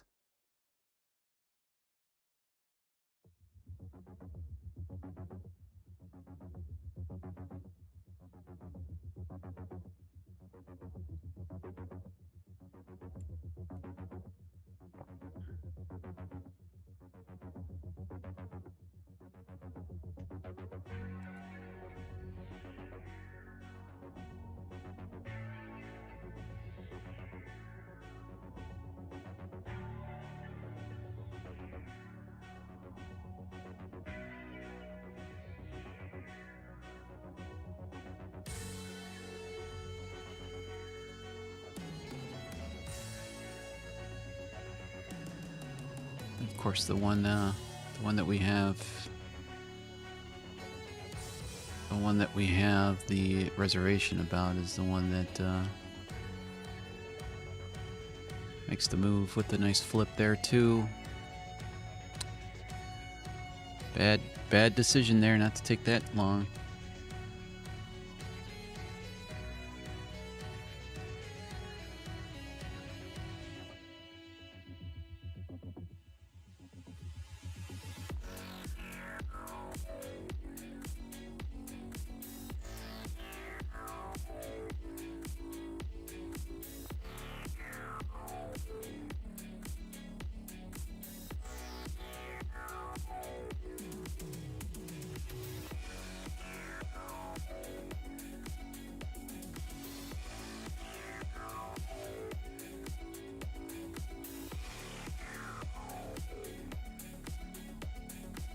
Oh, those wicks have been kicking my ass.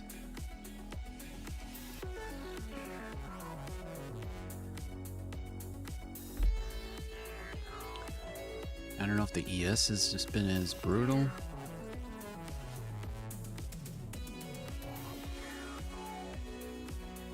Well, the ES looks like it's really having a hard time right here, huh?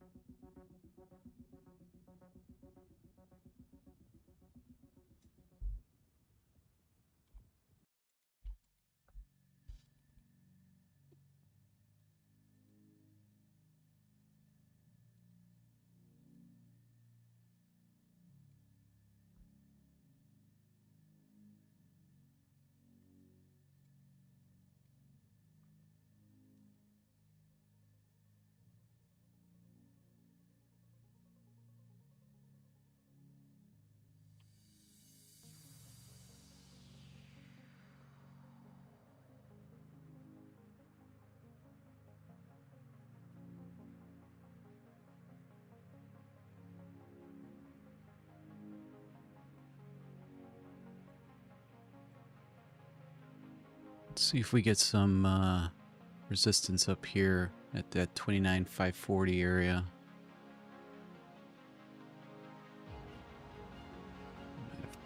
Might have already played out.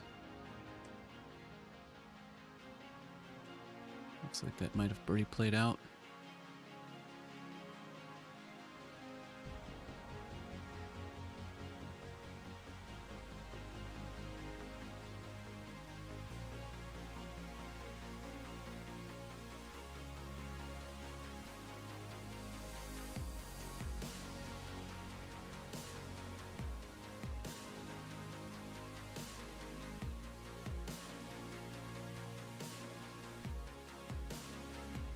This is looking pretty dumpy to me.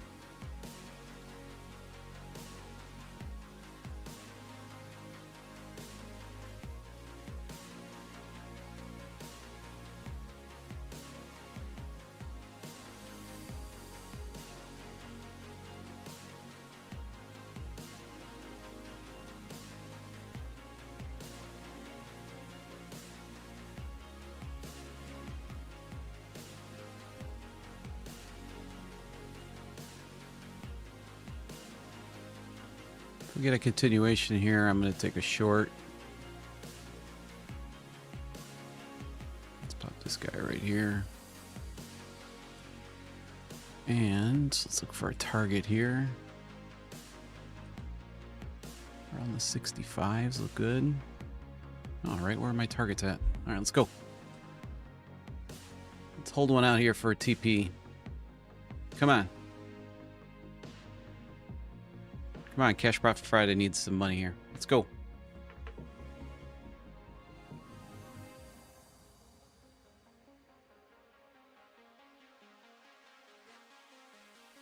Let's go.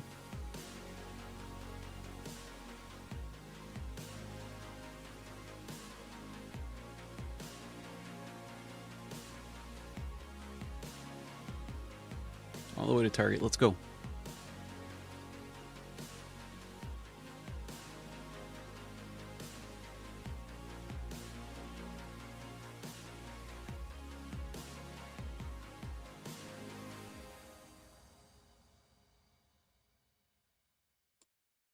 Move that to the 70s right there. Come on. Nice. Nice. Let's go. Let's go. 2,700 in profit. Who's ready for Cash Profit Friday now? Let's go. Was that a nice little short?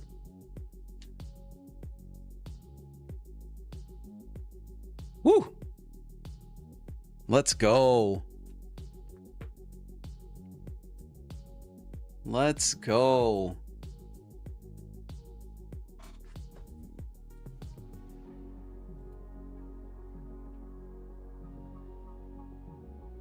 Nice trade. Way to come back today. I don't know what this was down here, to be honest with you. I can't remember if this was... Oh, this was buyers actually down here. All right, nice move, nice move, nice move. I know I would have gotten my 40 points, but let's not be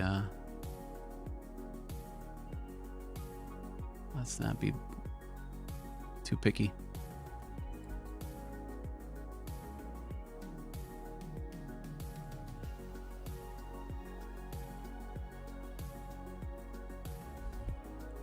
Thank you, AP.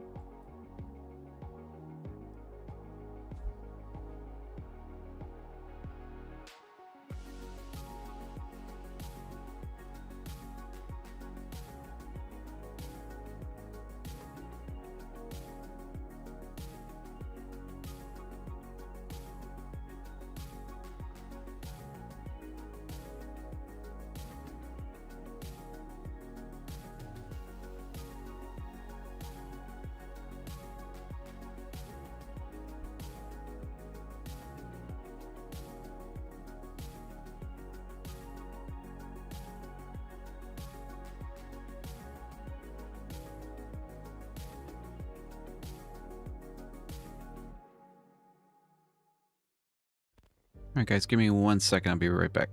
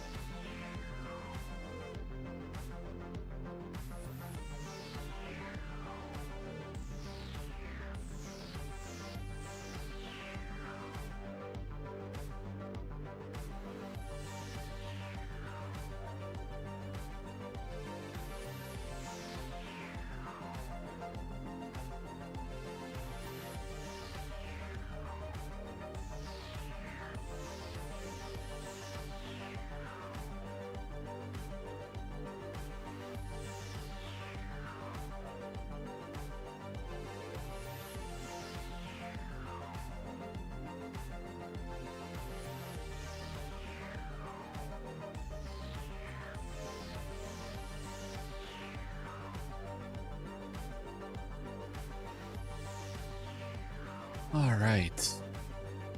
Let's see. Take this guy off here. That guy off there.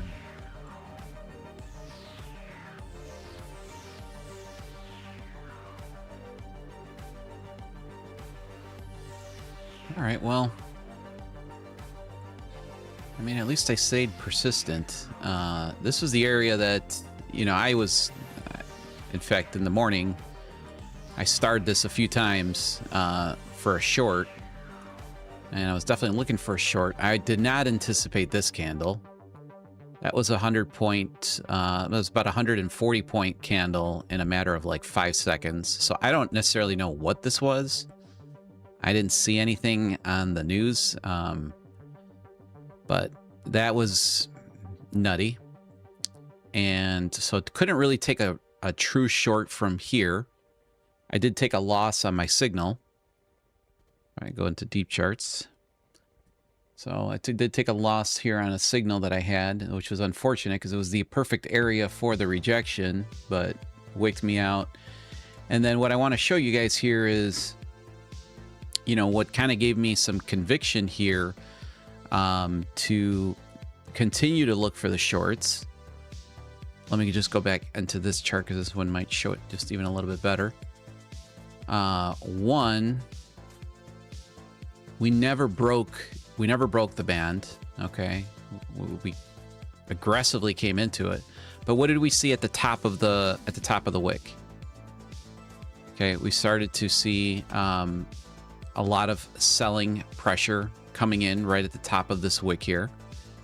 Could have been stops, but good amount of pressure here. Now, you can't dive into it too deep here on NinjaTrader, but if we take a look at deep charts, you see a kind of a different way on how this played out. So this candle, I know it's a little hard to see. You guys got to bear with me, like, as I kind of work on the color schemes. But like you can see right here, aggressive buying. Okay, aggressive buying volume came in. What's the difference that we see between the NinjaTrader chart and the deep charts? Is that we see buyers completely absorbed at the top. Buyers trapped at the top. Okay, and once I saw this pullback to the downside, I said, okay, now let's get back into trying to identify a short scenario. Now, if I go back into my actual trades, which again, kind of been the theme of like the last couple of weeks, which, you know, it's not going to last forever. And when it finishes, the trading is going to get, I guarantee you guys, just a lot easier and more, I think, a little bit more stable. So I ended up taking a short right here. Okay. I believe on a flip. I got to take a look and see what my parameter was here. But ended up taking a short right here. As you guys can see, I did get stopped out again by, I don't know, a few ticks. I believe I got taken out by a few ticks here. Or maybe it was here. I don't know. Maybe I got on the same exact candle I got taken out. Can't really remember here right now. But regardless, we were looking for shorts, got wicked out. And found another opportunity for a short right here. Went to break even after I was at about 20 points in profit. And again, just didn't get the follow through. We came right back up, tested all of this volume sitting up here. Ended up taking a short here for 20 points, which was great because that kind of clawed me back into manageable. Because you got to remember, most of my stops have been between 10 and 14 points. So you take a 20 pointer, that really helps you out in the grand scheme of things. And then finally the, oh no, that's not finally. And then right here, breakdown. I deleted the area here, but breakdown Came right back to retest that area. Again, flip right here. Took that short for 33 points. Was aiming for 40 because I said this, what was it, the 50? I think I had my take profit at 54 because I think that's exactly what I said I was going to, 54 or 55, I can't remember. I'm kind of glad that because that would have been right to the tick. And I don't think I could have seen another stop out to a tick like that.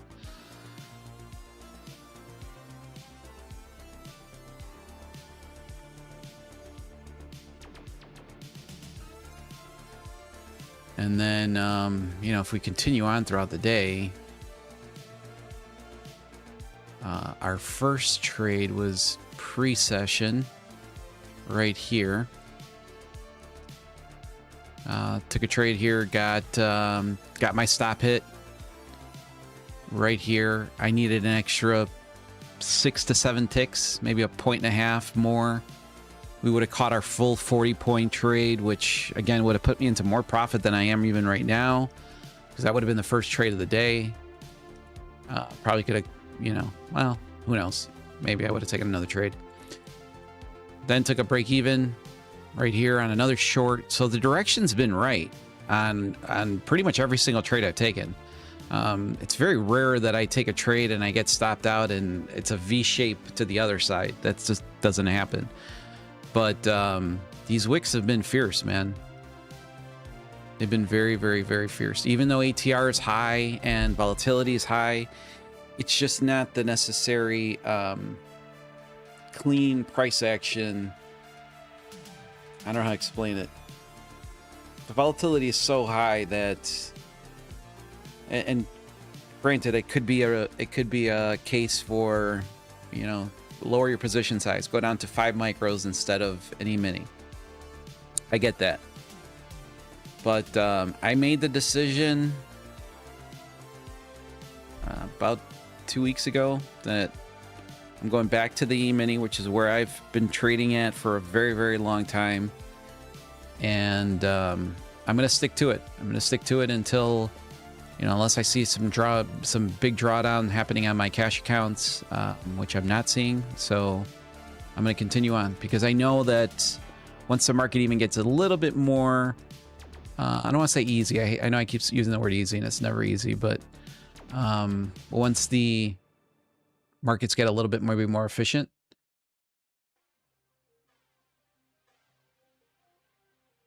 I think the profits will definitely come nicely.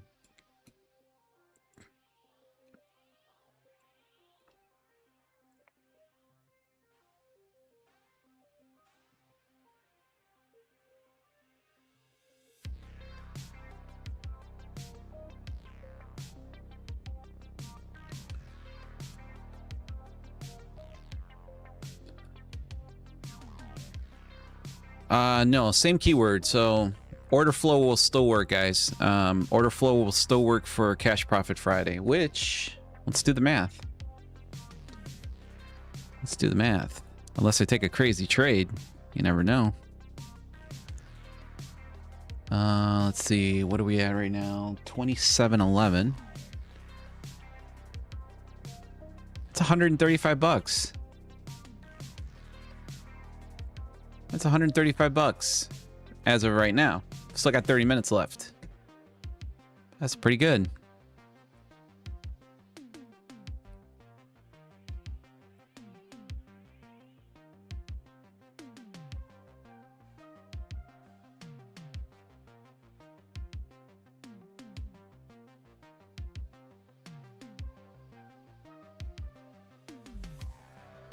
You don't have to, and you don't have to put order flow in again, people. The program automatically deletes duplicates, so you don't have to put order flow in twice.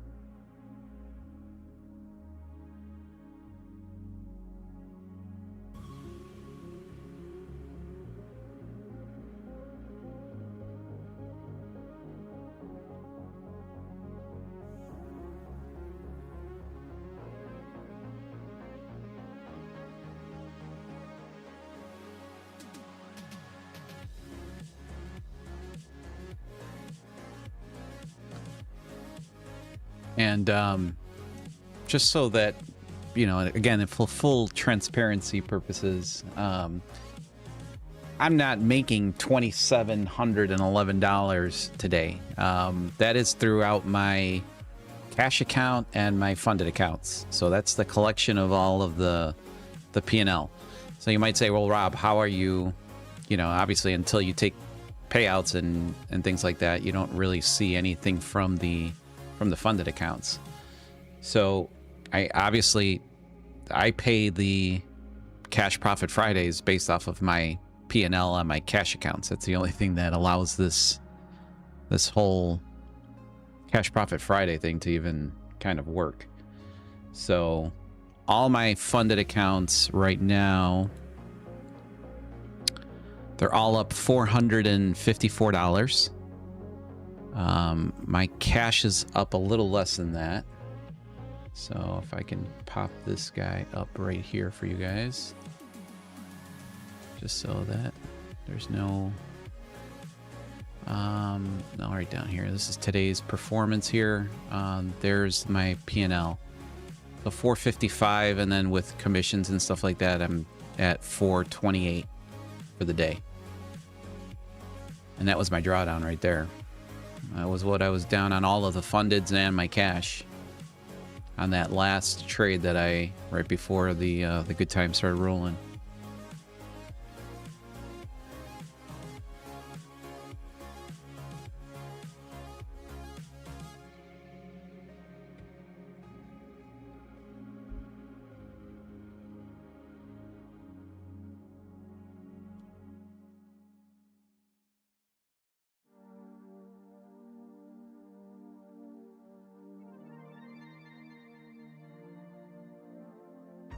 What I'd like to do is, what my game plan is every morning, to be honest with you, is catch a trade for my 40 points as my first trade and be done in the session.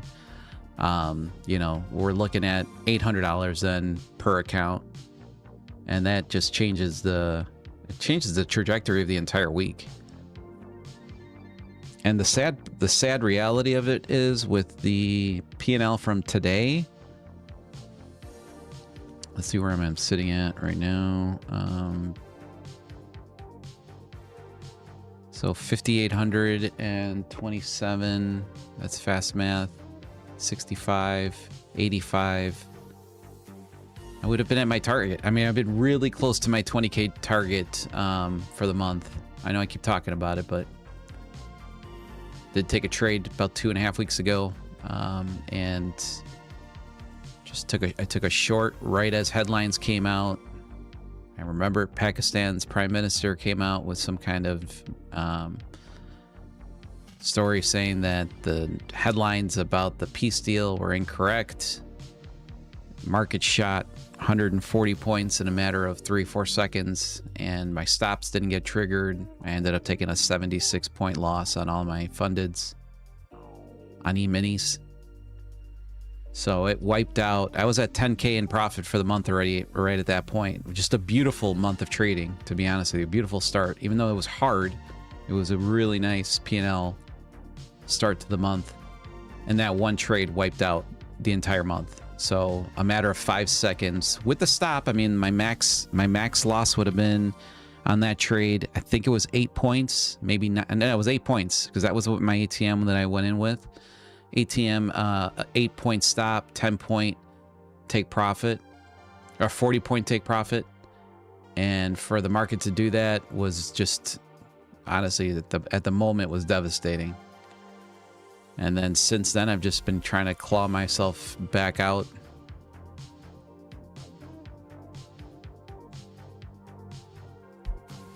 But that's trading.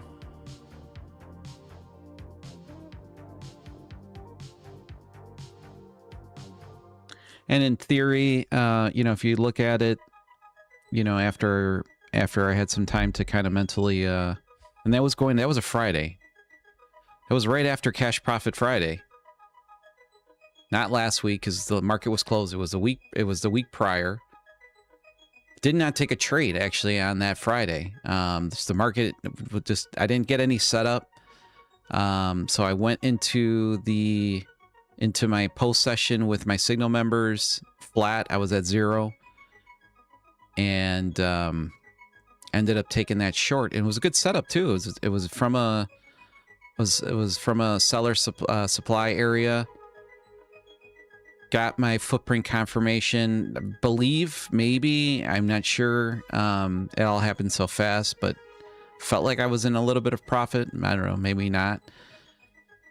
But all I remember seeing was, because my typical R at that time was about $1,000, so $1,100 if I take an 8-point loss throughout all the accounts. And I just remember seeing the P&L start off at negative 4,500, and I automatically knew there was something wrong. And then I saw on the screen 10,000. I think I saw 14,000, and then I saw 9,000. And that's where it ended up closing out. And again, I don't even know how my positions got closed out because I didn't have any brackets. They were all... Oh, and the kicker to it was, at that point, I was trading micros. So my leader was on the E-mini, and all of my followers were on micros. I remember that specifically. And the leader account got closed out at 8 points of loss. All my followers, which is the ones that I care about, which are all my fundeds and my cash, none of those got closed out. So obviously the micros, it's one disadvantage of the micros is that, you know, if we think that the wicks on the NQ are bad, they're even worse on the micros. And the liquidity left, I believe they were naked positions, but they did end up closing out. I don't know how they closed out. I'm kind of lucky that they didn't close out. It was weird because when it spiked, it was really close to my max loss on all my funded accounts. I mean, that was pretty devastating because I've got a $2,500 trailing drawdown on all my legacies, and I got really close to that number. And then we got a pullback. Obviously, the market said, okay, this headline wasn't all that. Liquidity starts coming back into the market. We then start to retrace, and it ended up closing out itself. It didn't give me a chance to like try to hold back on to get to break even. I probably wouldn't have done that, but so in a way it was very unfortunate, and in another way it was kind of lucky because maybe a few more points in the negative and I wipe out 5 months worth of work.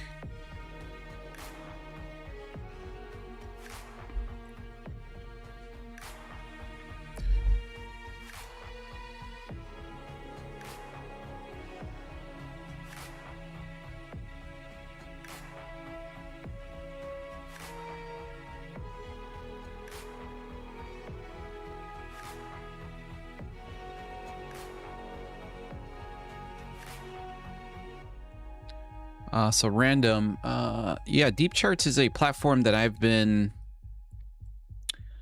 well, it's a platform that I guess the best way I can say it is it really does specialize in order flow. I mean, most platforms have a lot of order flow tools.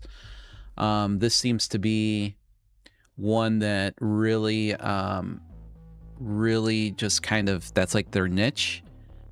And it started to become kind of popular with Fabio and Andre. If you watch them on YouTube, this is the platform that they use. One of my viewers led me on to a prop firm that I had never heard of called Blue Sky that you can get a license to Deep Charts with. I ended up purchasing that eval. I ended up passing that eval for a funded account with them, which is what I'm currently trading on right here. And you know, I messed around with it for maybe about a week and a half. I really, really like it. In fact, it's better than NinjaTrader. I'm going to make that statement, right now. I think it's better than NinjaTrader. It has its limitations, so it does not allow, Tradeovate connection. So it's got to be either Rhythmic or CQG. I think I figured out a way to get a live cash account on here. I used to have a brokerage account with a company called Iron Beam. They are a very discount oriented futures broker. Very cheap. I mean, their commissions are, I believe, cheaper than NinjaTrader lifetime license fee, which is what I have. Which is this platform right here. This is my Iron Beam account. Now, I don't use Iron Beam. I haven't used them for probably about a good 2 years. In fact, when I logged into the account, I only had like $700 in the account left from the last time that I had traded it. So what I figured out was I could get a CQG connection with Iron Beam, which I'm currently, I applied for it. They already took my money out for the connection. But I believe the guy that's helping me is not in the office right now, because I did get a out-of-office reply from him. So I'm just waiting for that connection to be established. I did fund it with 5K. And then what my intention is to do this is to trade a live cash account and whatever funded accounts I have on deep charts. Sorry, and I was showing you guys this. I think I've showed most of the viewers have already seen this, but this is like the Iron Beam platform. Now they're terrible. Their charting is pretty horrific, to be honest with you. You guys can't see it. I don't know why when I scrunch up my screen it doesn't show the drawing tools. But the drawing tools are right here. You just guys, I don't know, for some reason, when I open it up, maximize it, it shows up. They only have 3 drawing tools. They have a line tool, a fan lines, and a retracement line. So like Fibonacci. So it's super bare bones. But again, you want to trade futures on a very low margin, and all you need are bracket orders and not many other things. Great platform. You can connect it to TradingView. You can connect it to, I think, a few different charting platforms. And then the reason for deep charts was this is looking interesting here. Hold on a second. Let's see if these sellers get absorbed here.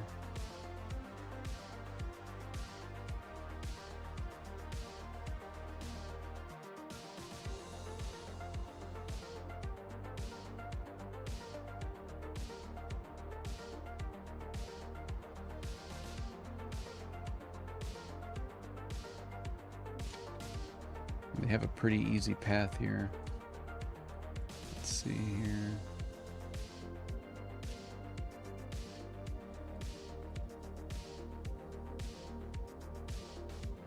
I want to see if we get any follow through here on the short.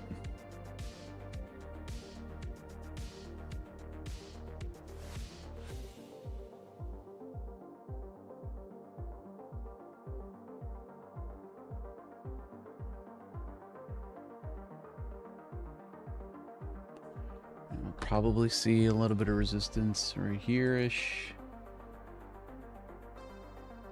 And definitely right here. That would probably be my TP. As of right now, it doesn't look like the sellers are wanting to fight this battle here. Oh.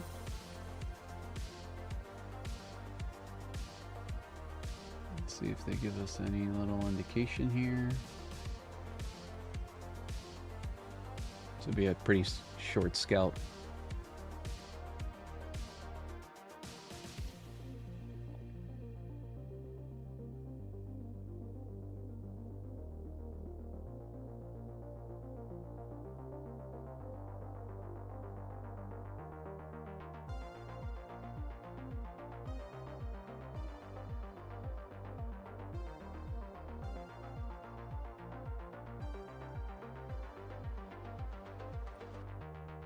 And we might see a bounce here at the 419s.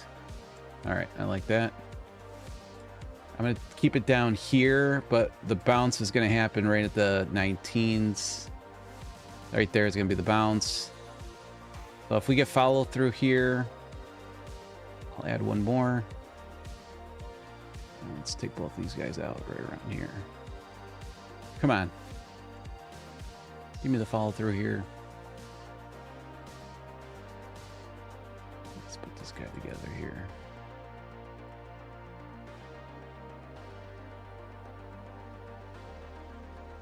All right. Let's go.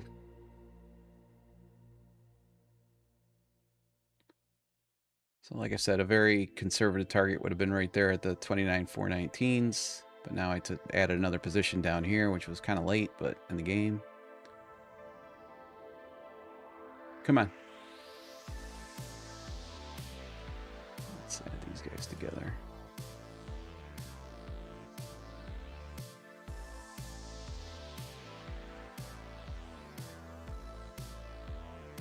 We shouldn't be seeing so many problems here.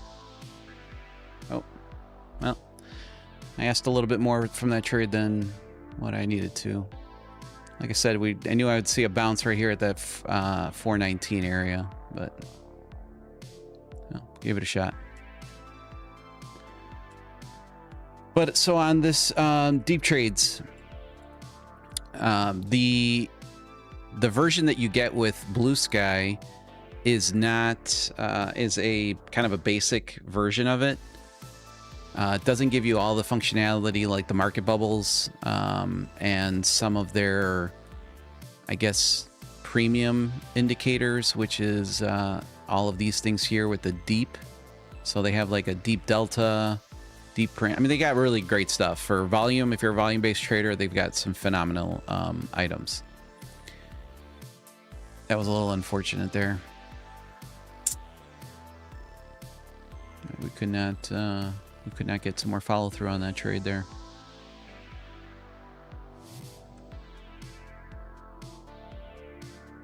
So I did end up purchasing the full version of deep trades, and the reason why I did it was the cost.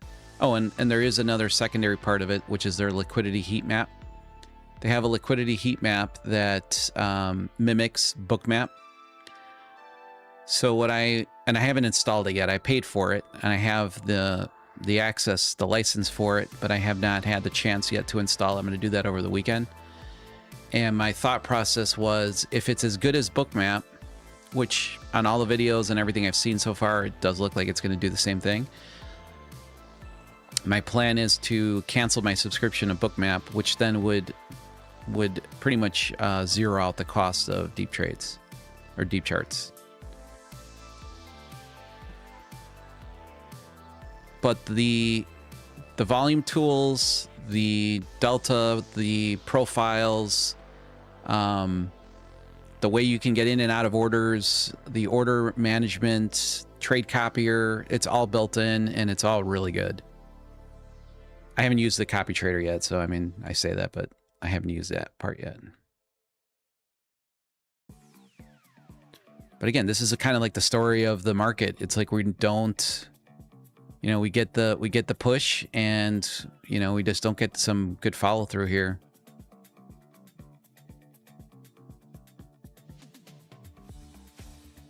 Even though I think I would have had about 40 points on my initial position there. But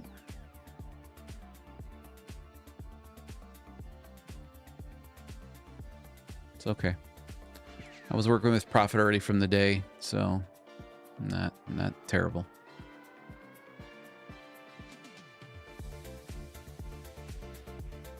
So yeah, that's deep charts. And then the one thing that I mentioned, I didn't really get any feedback from the chat, was, you know, if multiple of you are considering deep charts, if you guys want me to, I will talk to Blue Sky to see what type of affiliate discount I can get or something, so that it is the cheapest way to get a license to the platform.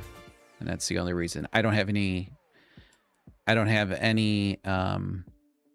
experience with Blue Sky as a prop firm, minus the fact that I purchased an eval, a 50K eval. I passed it. I'm currently in a funded stage with them, but besides that, I don't have any other experience, nor have I really heard the name prior to a couple weeks ago or a week and a half ago.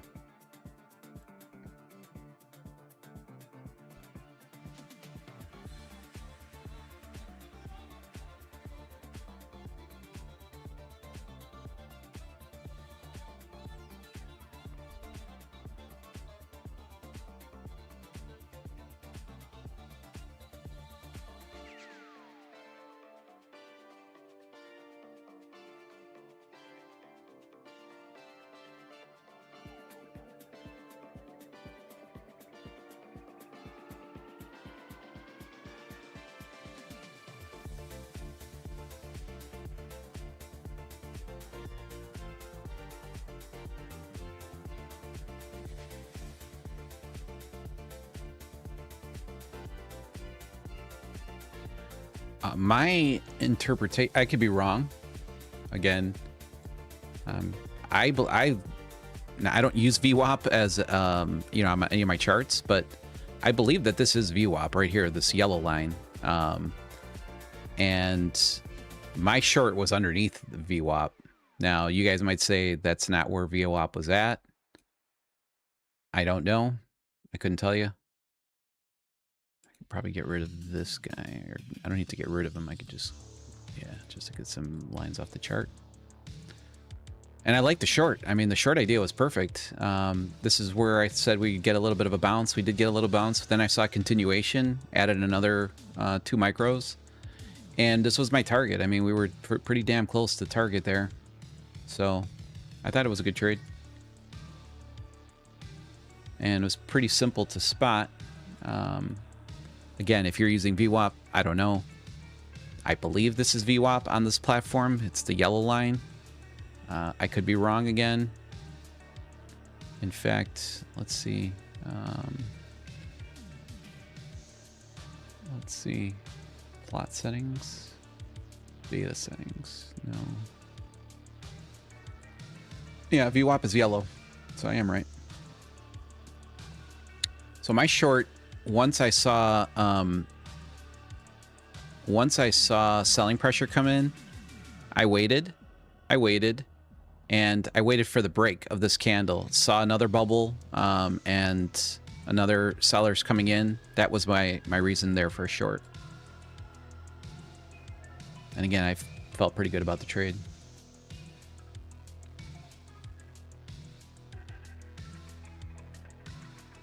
Sorry, I'm not on the right screen.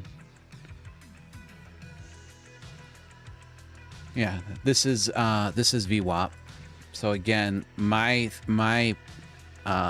trade idea here was, we saw strong selling pressure come in. I said I'm waiting to see if we can get a break of this, because this could also tell you that sellers were getting exhausted on this move, right? But once I saw this candle come in, I saw sellers stepping right back in. That's what triggered my short. And again, we came really close to full target on there. I did say this is where I was going to have a little bit of an issue. But those are the risks that you take,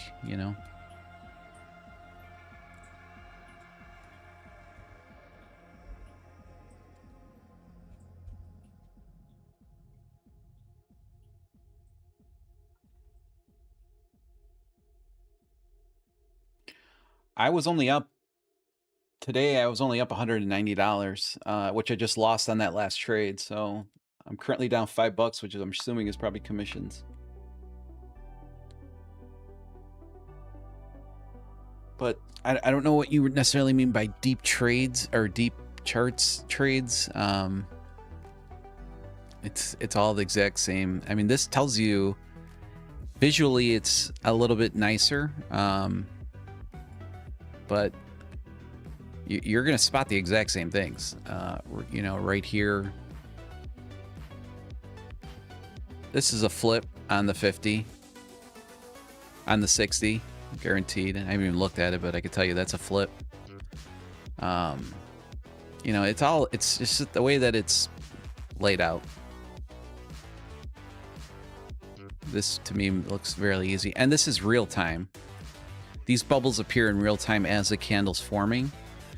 One drawdown that I have on Ninja Traders on this indicator is that these only plot when the candle closes. So you can imagine the disadvantage there.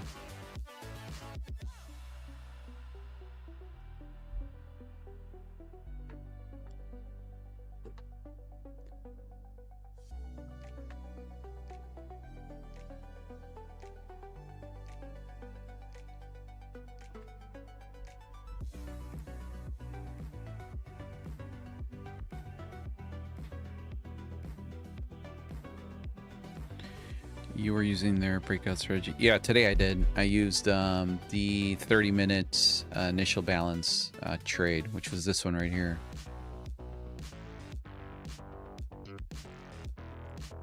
Which I think we got. I don't know how many points that was. Oh, that was only 1 micro. I was only on 1 micro there. Again, I've never taken this trade before in my life. This was the first time I ever took it. But the strategy was pretty simple. So from here to here was 68 points on that trade.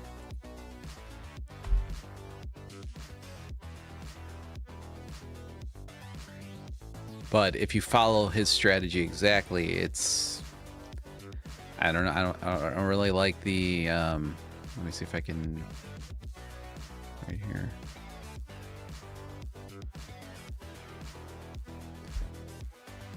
You know, if I followed his strategy exactly, my entry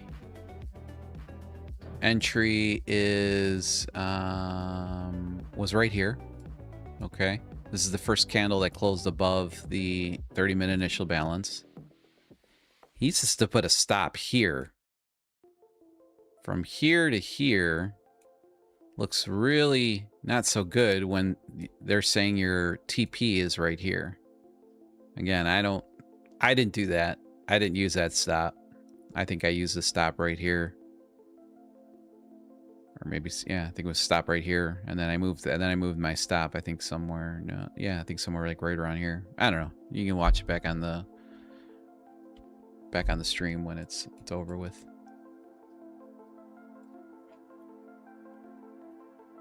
So following the exact strategy, it's got a good win rate, but you know, that stop loss placement, in my opinion, is, and that's, I think, Andre's strategy. I don't think it's Fabio's. I think Fabio uses, which I do like, I think his even maybe a little bit more. I think I've shown you guys that one. His is a little bit different. So what he's looking at is he will plot the fixed volume profile tool between the 8:30 and 9 o'clock candle right here. And let's see if I can, let's expand this out so we can see it a little better. I know it looks a little busy, but this is also plotting like point of control, VWAP, and value area lows and stuff like that. But anyways, what he's looking for is, well, one, the volume distribution is definitely in favor of shorts in this area. Obviously, we broke up to the upside. Oh, that's another thing, is that Andre's strategy is only a long only, so he would not take a short on any 30-minute breakout. He only is taking longs, so that's something to consider. Where Fabio's a little bit different. What he's looking for is once they get a break of the 30-minute initial balance, which is sitting right here, this purple line right here. He's looking for areas where, you know, the market can pull back into to take a long from. In this exact scenario, it wouldn't have played out, because what he's really looking for is he's looking for low volume nodes. Specifically, he's looking for low volume nodes in the fair value area, which to me would have probably been sitting like all the way down here. Probably right down here. That's, you know, and obviously the market didn't retrace down to there to take a bounce back up.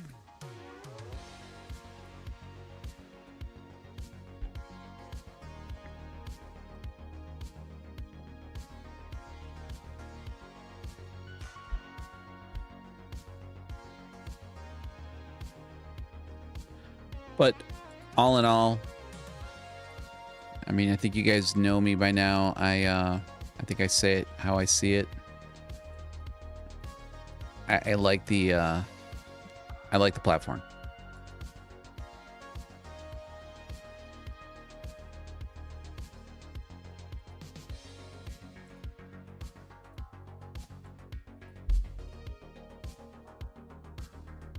And I think with the addition of the DOM, now the nice thing about the DOM is that it correlates with the charts. So when you put them side by side, from my understanding is that as the DOM, so let's just say as bookmap is moving, it's synchronized with the chart as well, which is, it's not as great. Like I would love for the heat map to show up on my actual trading chart. Like I think that would be perfect solution. But the fact that they can sync up, I think seems pretty cool. And again, I haven't used that that module yet. I paid for it, but I haven't had a chance to install it.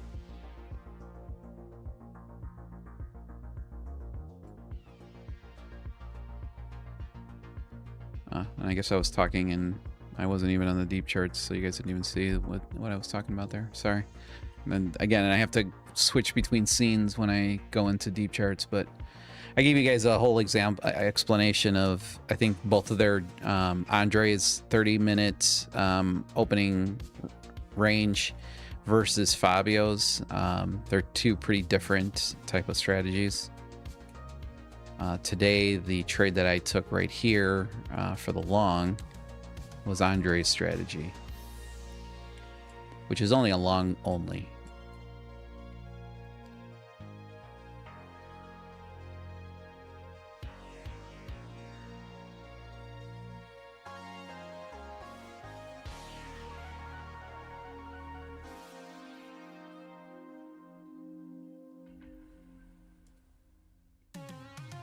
Let's see if we get a continuation here.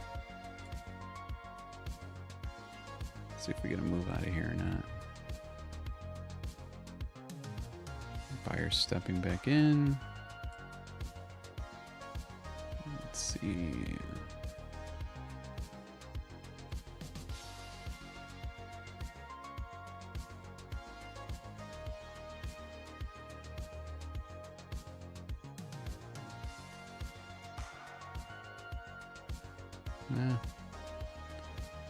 Might be caught in a pickle here.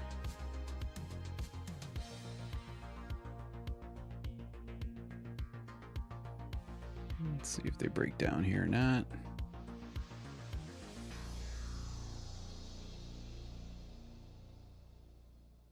Let me see if I can use the trailing stop feature here just to show you guys, see if it works. It's not. I don't know why it's not activating. It does work, I promise. All right, let's reduce risk down to here.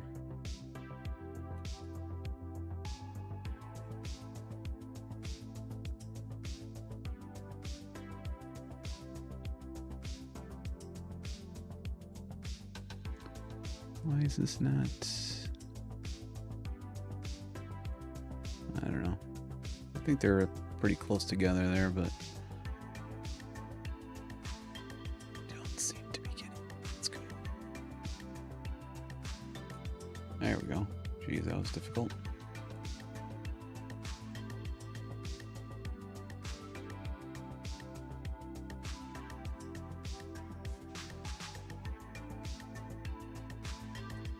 If we break down here, we should get a little dump. Come on.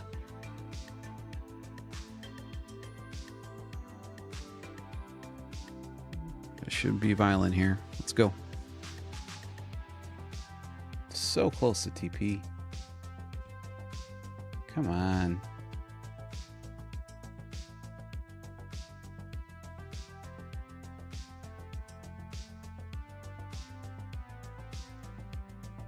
So bad. See what I mean? It's like just it's like a tick here or there. It's a tick here or there. That was literally on my TP right there. Oh boy. come on. Now you gotta fight through this whole mess here now again.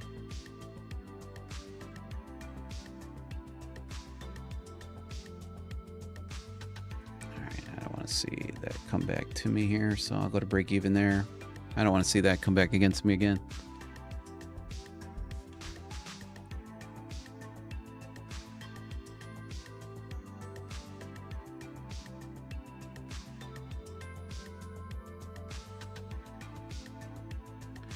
And that would have been a good TP too. That would have been 300 bucks right there. This market is just very tough. Very tough. Literally, I was a tick away from my TP right there. Once again.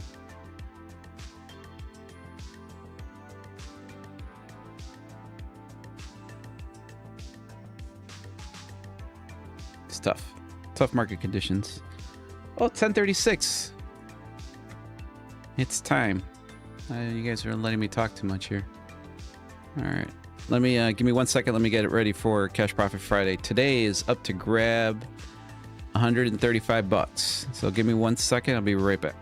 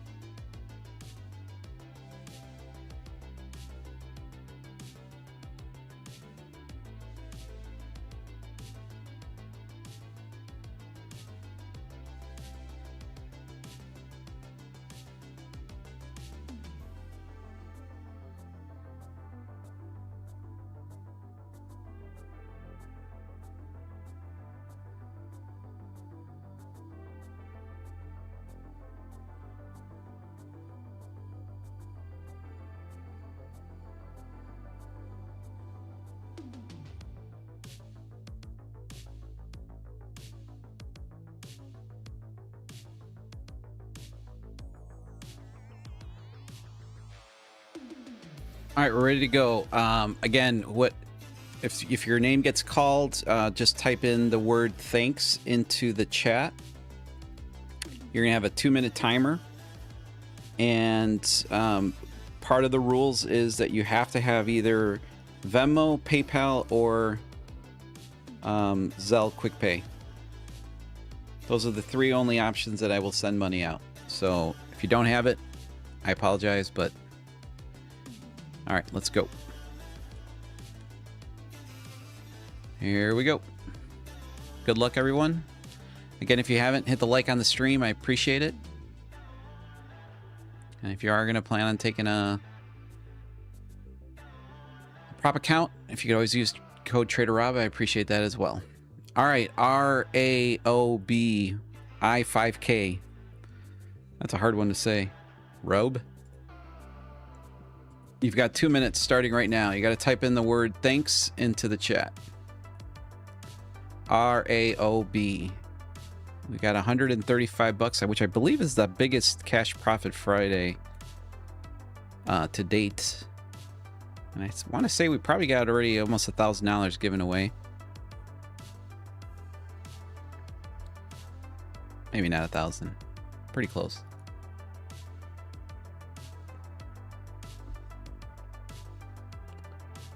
So we got 1 minute and 30 seconds left. RAOB I5K. You've got 1 minute and 20 seconds to type in. All right, just type in thanks. Perfect. We got ourselves a winner.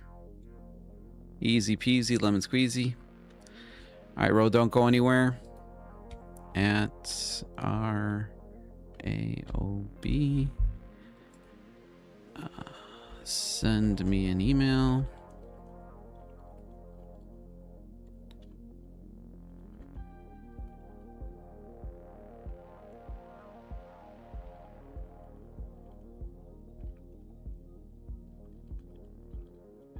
All right, Ro, take a look at the comment that I left you guys, that left you there at the bottom of the chat.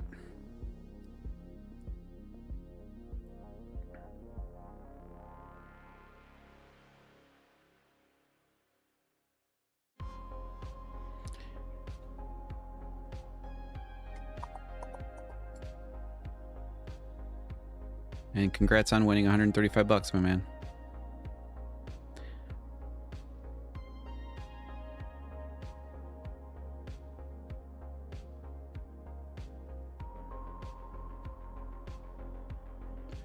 Are you kidding me? There was an IB trade today, and I missed that one. All right, let's take it. Let me map it out because done. All right, cool. Let me get the timer off so it's not ringing in my background. Perfect. All right, let's take a look at this IB. One of my Signal members said that there was a nice IB high. I haven't seen an IB trade in what to me feels like a month. A 60-minute, the initial balance, which is my bread and butter really strategy. It just is not, with this volatility, we have really just blown through it every single day. We've used it as a good retest, but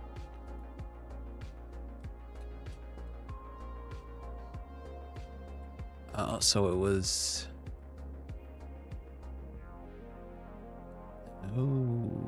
Okay, right there. Let's see it. Let's see it in action. Let's go down to the 30 first. Oh, wait, I got to do this first. I got to plot the line here. Okay, that's in. Let's take a look at the 30. I don't know what this line is right here. Let's just see, make sure I'm doing this right. It's the 665. Let's delete this guy. Nice little breakout here. Dang. Should have been looking at that one. Let's see the initial test.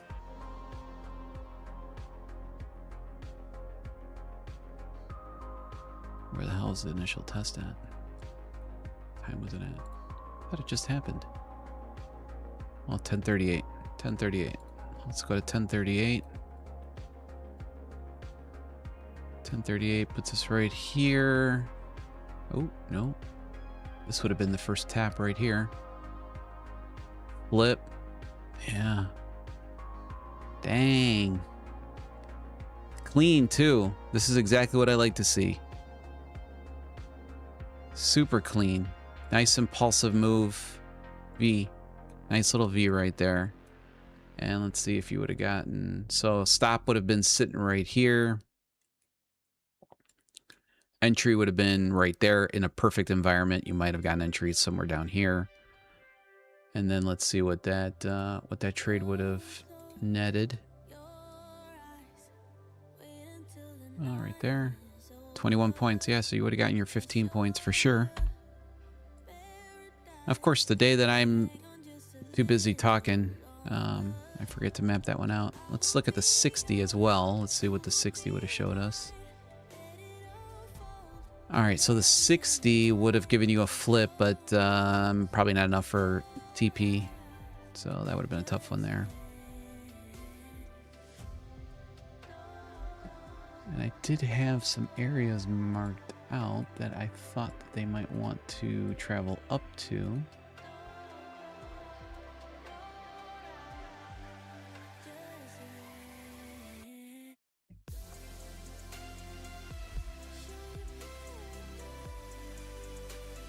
Oh, we got key levels up there. That's what it was. We got some key levels, guys, up there. 740s. That's only 40 points. Look at me saying it's only 40 points.